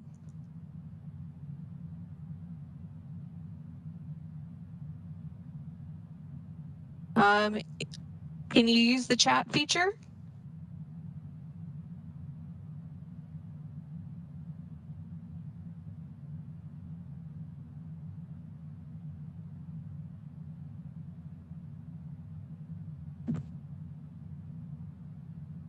Just go ahead. Okay, there you go. Oh, So we did hear you. okay. Sit on the phone. Okay. Can you hear Okay, us great. now? Yes. Thank Did you have a you. chance to Sorry read the about that. comments that were posted? Yes, I did, sir. Do you have any questions? No, sir. Committee? Move it. Move it, well, we still got you. Laverne and Mel. All in favor? Here. Opposed, if any? Seeing none, motion carried. Oh, I think Nancy's just delayed. Okay, that's great. I saw none opposed, Mr. Chair. I did say yes. Everybody's spinning. Dale Smith has become Mr. Fielding. Okay, I think, Nancy, it might be something with your screen. I don't know if anybody else is having issues, but so. Okay. I'm not clicking out, that's for sure. All right. So Mr. Fielding, it's approved. Thank you. Okay, we will proceed with the next items. So we're hearing sorry, Mr. Chairman, did you and the committee want to hear the next two files together or separate? They are related but separate properties. Together. Together? Sure. Okay, so we will hear SCB 21109 for 238 Highland Road West in Stony Creek, and we will hear SCB 21110 for 240 Highland Road West in Stony Creek. And there was we have the agents registered to speak and one interested party. Okay, is the agent available? Yes, I am. Good afternoon. Yes, did you have a chance to read the comments that were posted? Yes, we did, and no concerns. Okay, and there's one citizen? Yes, so we had Ildi Sarkozy registered to speak.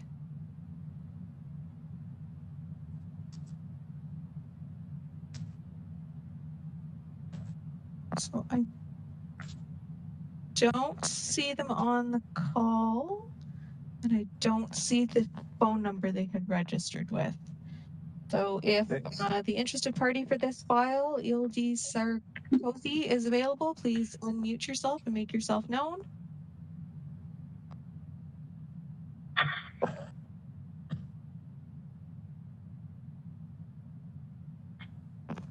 Does the committee have any questions? I bring a motion to approve all three unless the interested party shows up. I'll second that. Just two. Two, sorry. Yes, okay. And so that was a motion by Mark and seconded by Laverne. Yes. All in favor?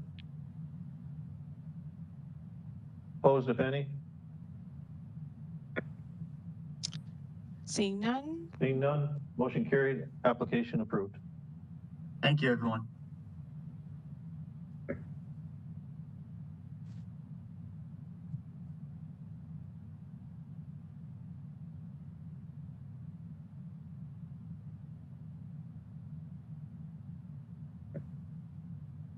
Okay, so we're all set for the next file. So we're hearing ANB 21111 for 2932 Jerseyville Road West in Ancaster.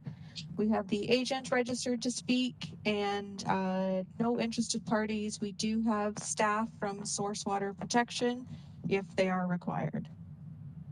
Okay. Is the agent available? I'm here. Good afternoon. Yes, did you have a chance to read the comments that were posted? I did. We have some comments of our own in response. The conditions that are suggested are fine with us as well. Okay, there is a recommendation for denial, I think, on this one. Yes, there is. Mm-hmm. Okay, I would just like to share my screen and if I can figure out how to do it.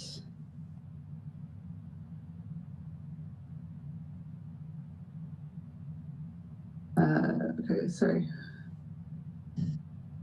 Start broadcast.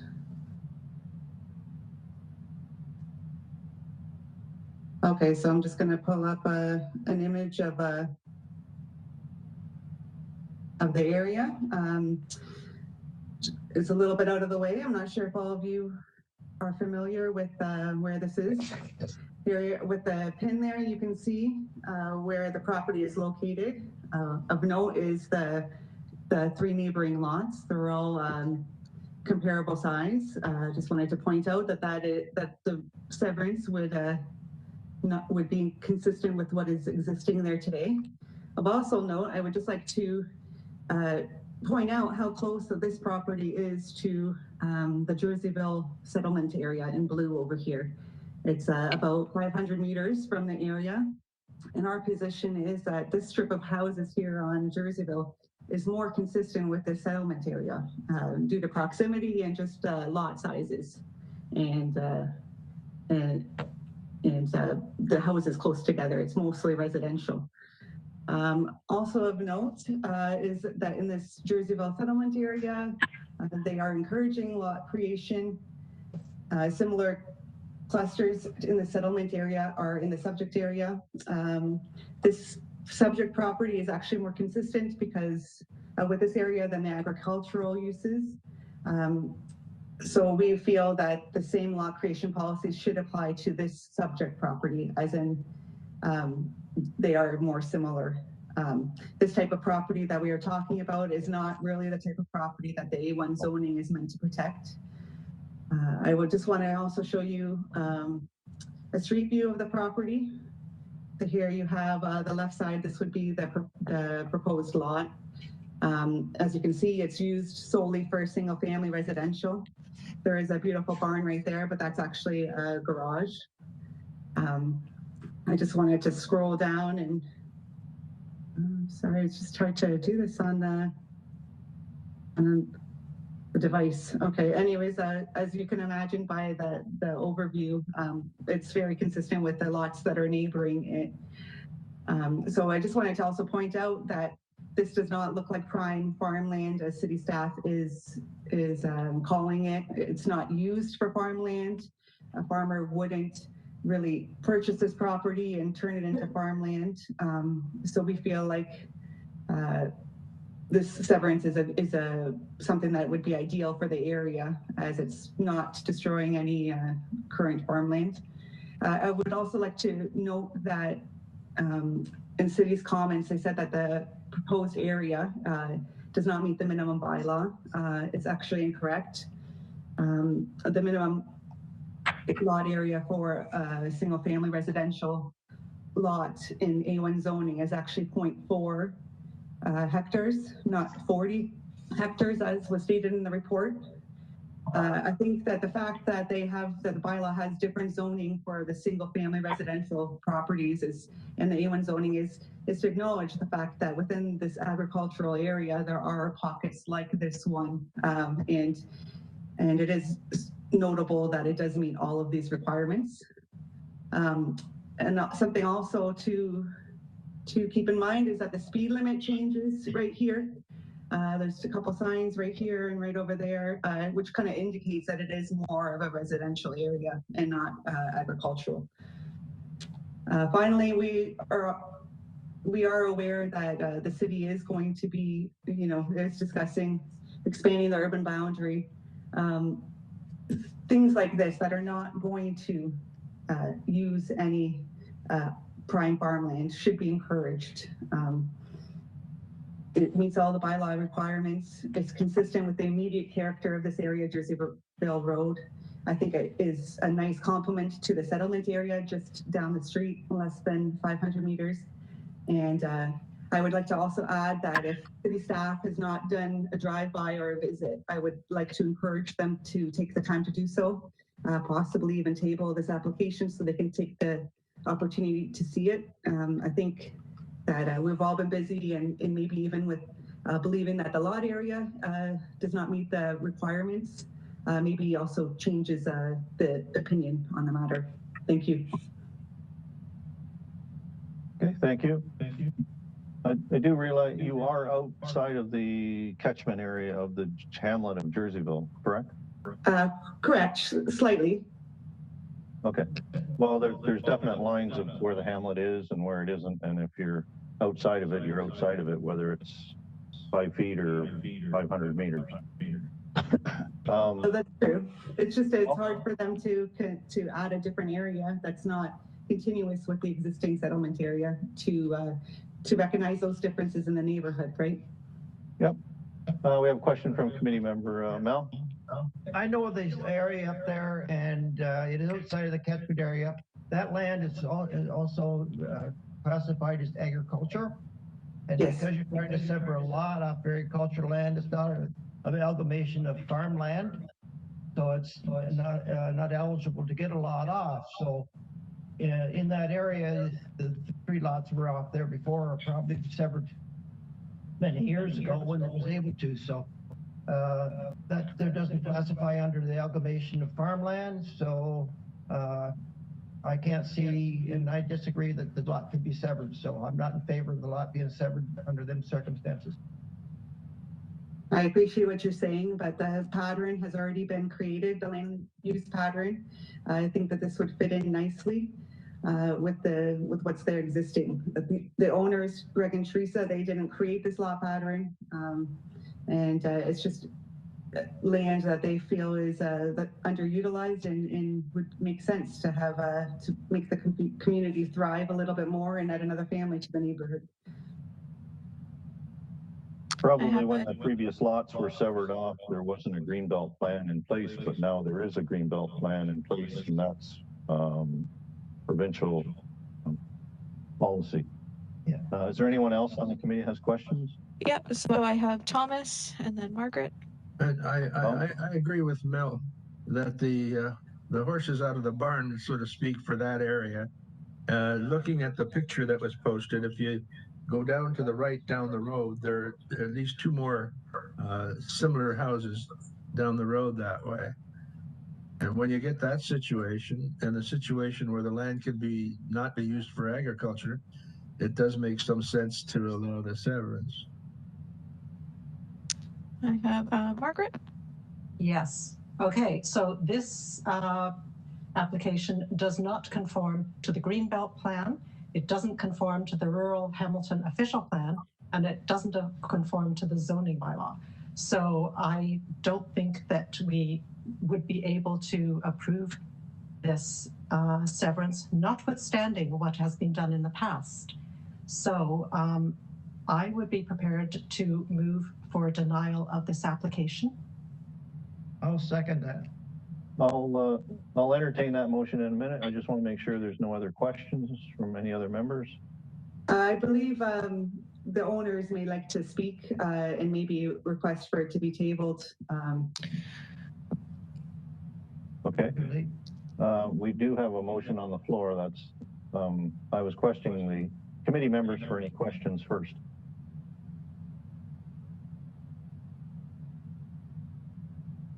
So No other I do not questions? see committee members with questions. Okay. Jamila, what's the process when a motion has been made and then subsequently the applicant wants to table? So I believe Margaret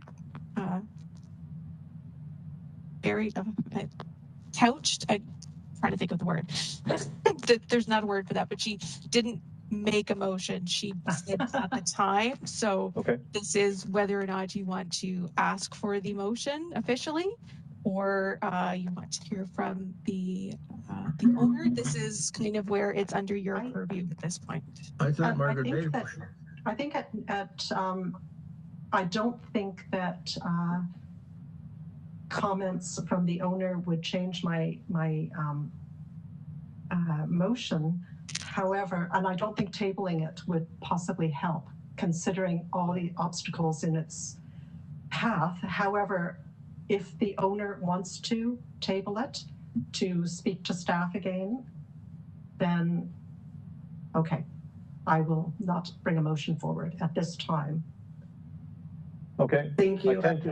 I tend to agree. You know, you said, Margaret, you know, make a motion when the time was appropriate. And so to the owner, if you wish to table, that is your choice. And we will accept that. Do you wish to table? Yes, we do. Sorry, so you'll just have to unmute yourself. I'm not sure that we can hear you. I think your agent's speaking over you a little. Yes, we would like to table. Okay. Motion to table? I make a motion. Okay, seconder? Nancy, yep. Nancy. All in favor of table? Opposed, if any? I have Mel opposed. Okay, motion is carried. We're tabling. Thank you.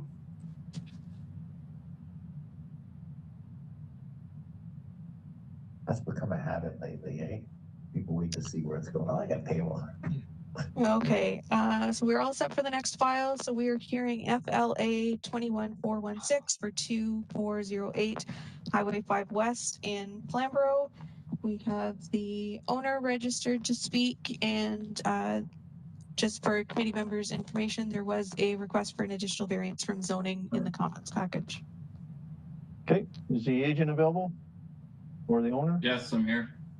And do you have a chance to read the comments that were posted? I did. Do you have any questions? I must have missed the extra variance that's still required that was just mentioned. Yes. So we'll hear from planning. So it was, sorry, through zoning, so I can state what it was. Okay. Just give me 1 minute.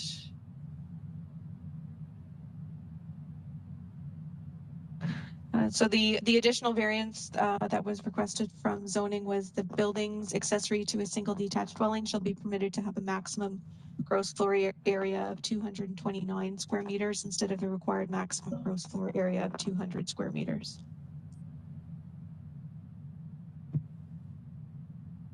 Correct. Are these not two together?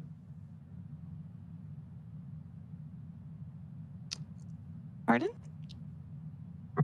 Are these two variances for height and size not together? Yeah, so they weren't originally on the notice. So zoning is requesting the committee add the variance at this time. Okay, sorry, I misunderstood that. Okay. Does the committee have any questions? And they're approving those two that they're adding, is that correct? So zoning is requesting it. I don't believe planning stated one or the other. Okay. Is planning available? Oh no, sorry, just let me see if I can find the right report. Yeah, so planning does make reference to variance 2. Yes. If someone from planning is here to confirm. I need. Good afternoon, everyone.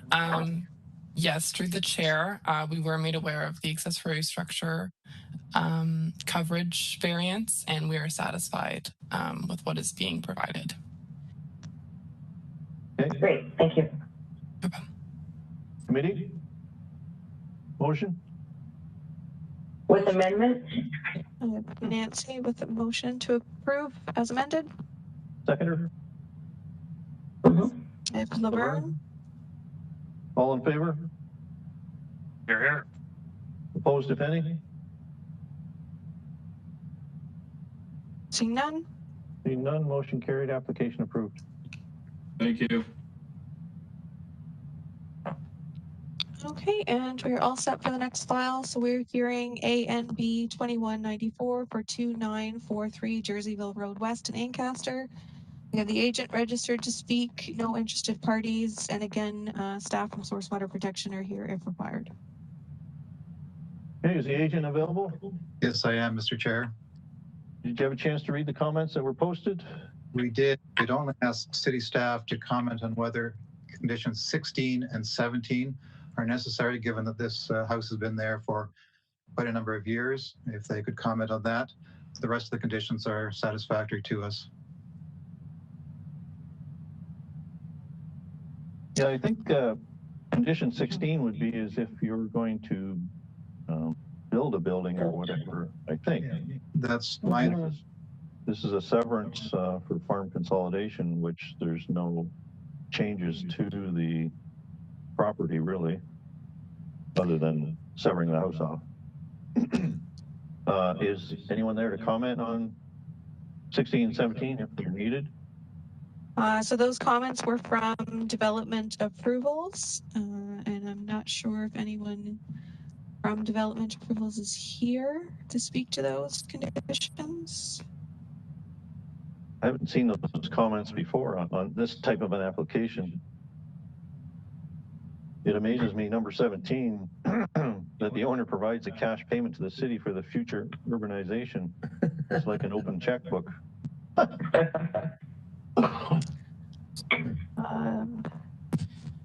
So I believe,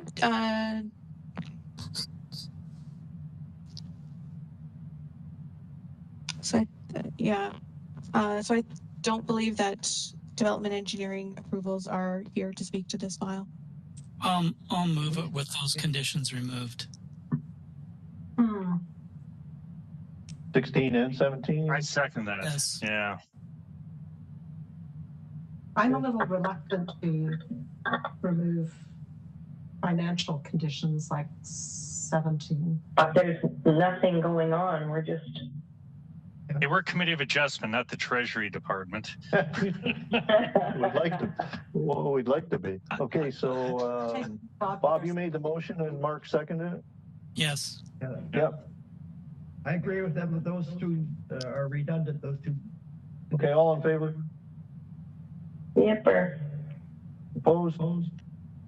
I'm going to have to because you removed the conditions. So, yeah. That's fine. Otherwise, I have no problem with the application itself. That's okay. Burke, you got lucky. You did a good job for your client there. Thank you very much, committee. Okay, see ya. Bye now.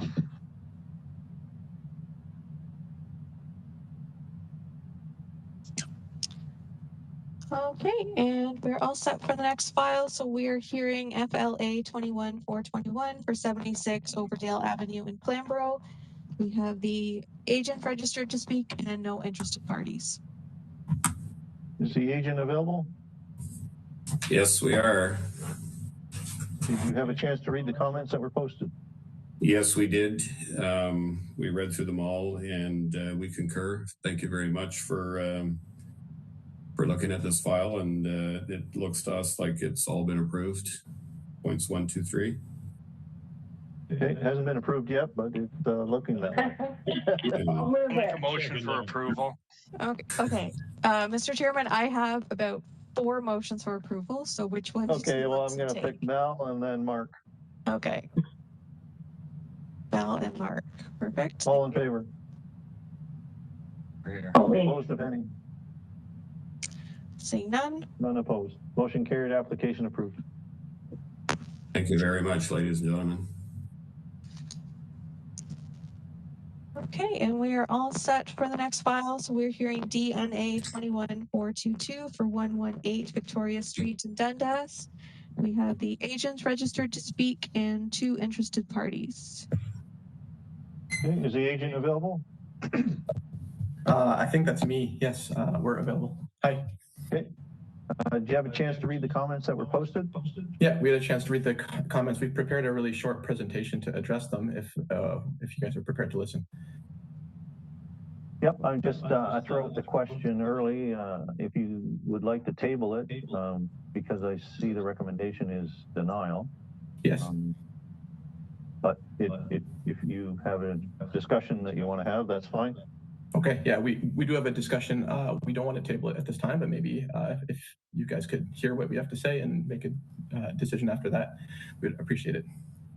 Okay. It says the meeting requires that you become a presenter before sharing. Oh, there you go. Got it. I guess that was a no.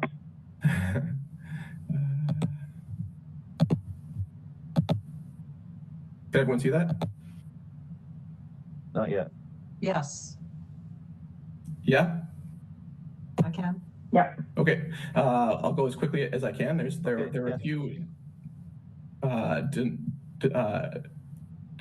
denials. Yeah. Okay. So the first, so we've asked for setbacks to be altered to reflect a building project we wish to undertake on this property. The setbacks on all 4 sides of the lot we requested to have altered. The front and rear yards were approved by all concerned parties. It's the side yards that were not.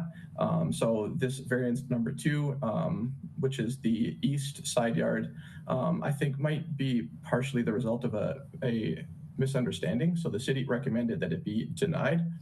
There's an existing home on this property, which we're trying to restore and bring sort of back to its former glory, and then add a modern addition onto, which we'll show pictures of if anyone's interested. So the existing home is already 0.49 meters from the property line, and the addition we're proposing is merely continuing the envelope of this existing building. The neighbor's driveway on that side extends right up to the home. So the denial mentioned that the space was required for things like landscaping and access, but there's a driveway there already. There's no way to landscape anything. The driveway goes all the way to the end of our lot, and the house is already there. So we're just trying to like follow the existing home. So I think I've probably been clear enough about that one. We requested the setback on the west side to also be reduced to the same 0.4 meters that we were requesting on the east side. We're prepared to be flexible about this side. So the idea with this property is that we wanted to build back and then also across the yard to create kind of a courtyard effect. We have a dog and 4 kids, and they all try and escape if they can. So we were hoping to block off the street. So that's sort of the rationale behind that setback request. The final denial came in the form of maneuvering area. So we don't apparently have enough driveway in front of our garage to allow maneuvering. That wasn't clear reading through the bylaws that you needed 6 meters of driveway. So like my understanding was that the property needs 1 parking space, which is provided by the garage. And then there's an additional 3 meters of driveway before we hit city land.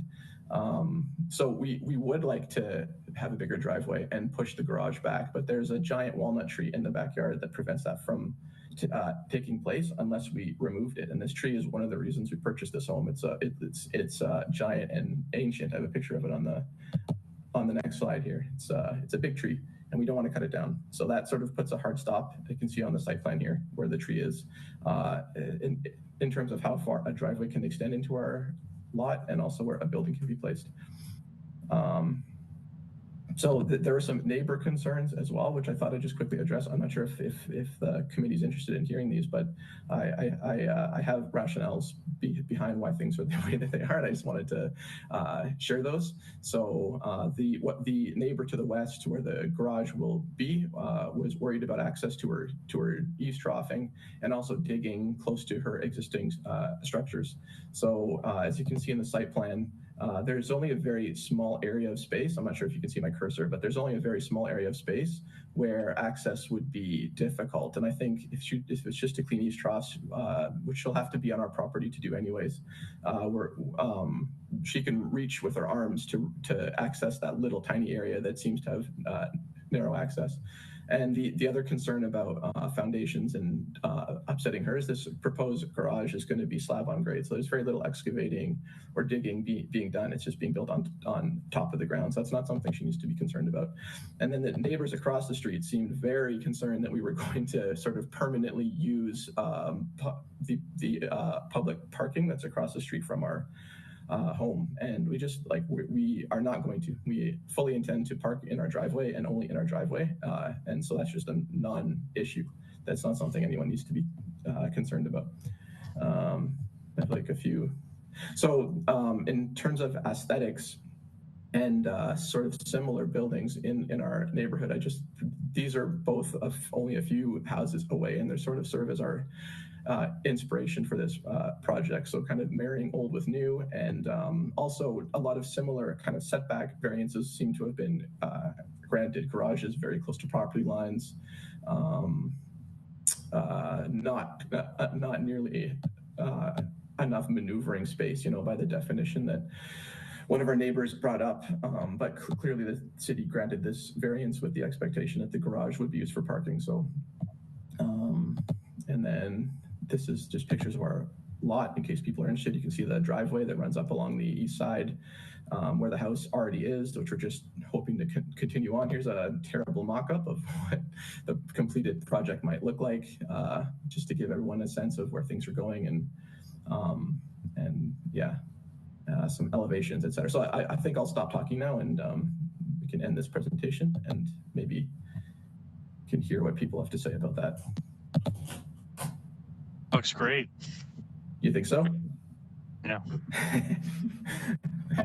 Took a long time, a lot of clicking, my fingers sore. There was a concerned citizen. Yep. So we'll hear from Janice Harvey first. Hi, everyone. Hi, Ben. Hey, guys. Or, hey, Janice. So thank you for clarifying. I'm the neighbor on the west for the planning committee members. And I just couldn't tell from your application whether I could reach that last part with my arms in the eaves trough. And I'm happy to hear that it's on slab, and that's great.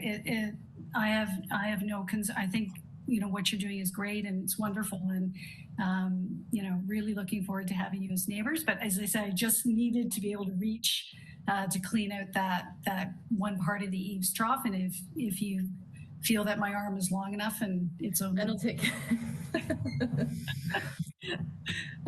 Okay. And that's great. All right, thank you. Was there anyone else? Yep. So we'll hear from Martin Shepley.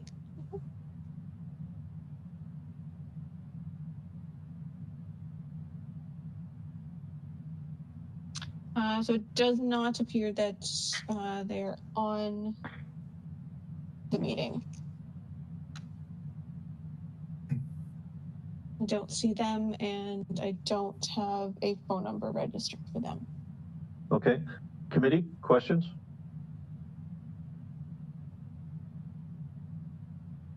I have David with a question. Somebody from staff there, because they said denying a lot of this, and they kind of answered a lot of them. So is staff there to say anything about that? Good afternoon, everyone. Through the chair, yes. We weren't given elevations with this application. So a lot of the concerns and reason for denial was from a cultural heritage perspective and in keeping the existing character of this neighborhood. So with these elevations in hand, definitely prompts a different response. So we would be willing to have additional conversations and just ironing out some of those concerns. So this might be a good one to table and have a chat now that everyone's a bit more at peace, and then bring it back at the next hearing for a decision. Yeah. Okay. Is that the wishes of the applicant? Yeah. Oh, my parents, yeah. Okay. It looks like a beautiful addition that you proposed. And I'll second it. so we have a motion to table by Mel and seconded by Laverne. All in favor? Opposed? Here. Sorry, Mark, were you opposed? No, I'm in favor. Okay, thank you. Could I just clarify, sorry, Mr. Chairman, when you were discussing it, you talked about coming back to the next hearing, but that wasn't part of the motion. Was it intended to be? No, I just said that out loud. Okay. I didn't make that as a motion. Yeah. Okay. When they get it resolved, you put it on the next available one. Okay, thank you. Okay. So the motion's carried, so application is tabled. Will someone be able to provide us with instructions about who to speak with, I guess, at planning to talk about their current denials? Yeah, so you'll, if you send an email to the COFA email address, we'll be able to provide you with staff contacts. Thank you. Thanks very much. All right, so we are all set for the next file. So we're hearing FLA 21424 for 201 Linden Road in Flamborough. We have the owner registered to speak and no interested parties. Okay, is the owner available?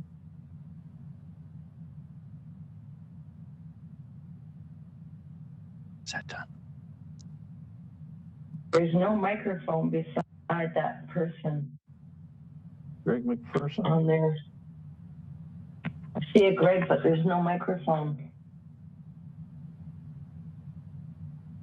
Yeah, so there's no microphone, so we can't unmute you, and you have a microphone, you'll have to make sure that it's being used for the meeting. Or call in, right? Mm-hmm.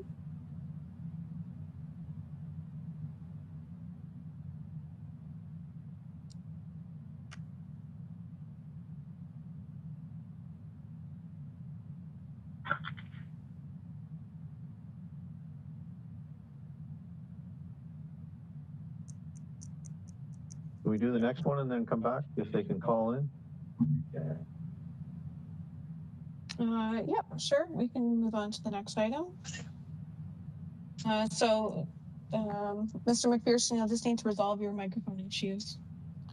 So we'll GLA 21427 for 3105 Fletcher Road in Glanbrook. We have the agent registered to speak, and we have development engineering approval registered to speak. I believe the agent has requested to speak first. Okay, is the agent available? Thank you, Mr. Chairman. Steve Fraser, AJ Clark and Associates. Yes, did you have a chance to read the comments that were posted? I did, Mr. Chairman, and despite planning staff's recommendation for approval, our client and our office has been dealing with development engineering on some technical matters that relate to the variance. Positive discussions are happening, and we just want to continue those discussions over the next 2 weeks to get back to a committee hearing on February 3rd. Okay. So motion to table? Yes, so he's requesting to table to February 3rd. Sorry, did somebody make that? Do we have a spot? Yeah, so if that's the wish of the committee, then the request to table can be moved to 1:05 on February 3rd. Okay. Hey, Steve, one thing I'd like to request, I didn't, trying to visit the spot, I didn't see any sign or the street number up there on that property. The chair, there was no sign. There should have been a sign located there. I didn't, I've been by twice trying to look for it and I couldn't find it. So maybe it got blown down or something like that, Steve. So okay. Maybe put it up again. We did get an email. Maybe there's snow on it. From a neighbor, and that they had a sign put on their property. So I wasn't sure if you had resolved that with that neighbor or if it ever actually got resolved. I didn't have a chance to communicate with you. It was late yesterday. Through the chair, this is the first I'm hearing of it, but I'll certainly look into it and get it rectified. Okay, I appreciate that. I couldn't even find the property. Okay, so we had a motion for table? Yep. I move. Yep, Mark. Then Mel. All in favor of table? Opposed? Seeing none. Seeing none. Motion carried, application tabled. Thank you very much. Greg McPherson available?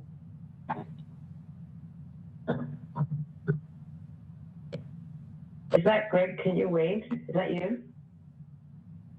I only have one Greg on the screen.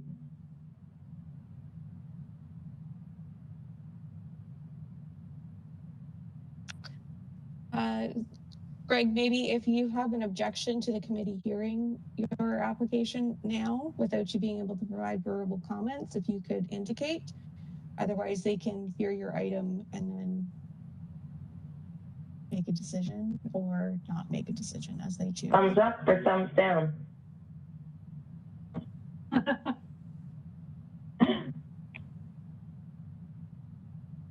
Because it looks like it's an easy peasy, all good, right?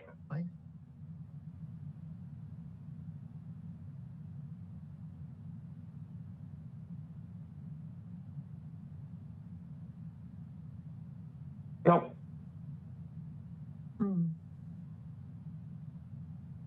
Right, so what's the wishes of the committee? Do you want to? I move to approve.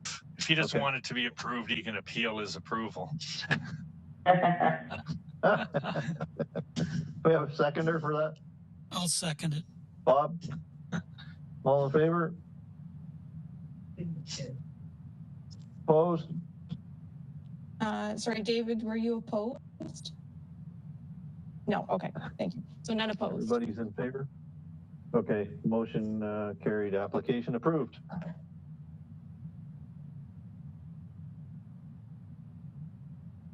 All right, thanks for sticking with it. All right. Jamila, do you know who the planning tech is for English Church Road?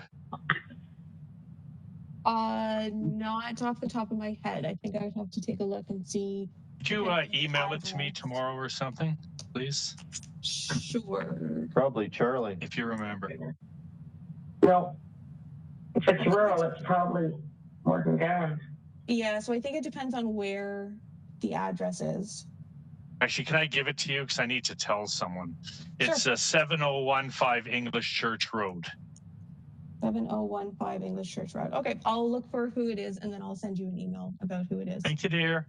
Okay, I got to go. I have 3 sets of appointments waiting out there. Great to see everybody. Cheers, pal. Ciao, ciao. Hey, Bye. Bye. Ciao. Okay, I need a motion for adjournment. Sure, move it. Nancy, thank you. Second. Who was that? Okay, so that was Nancy, and did I have a seconder for that? I missed it. I don't need a seconder for adjournment. Oh, okay. And I'm sure everyone's in favor of it. I'm gonna shut it off here too. Is there any business? I know we haven't cleared, but is there any business anybody wants to talk about? If so, we'll hang on. If not, we'll go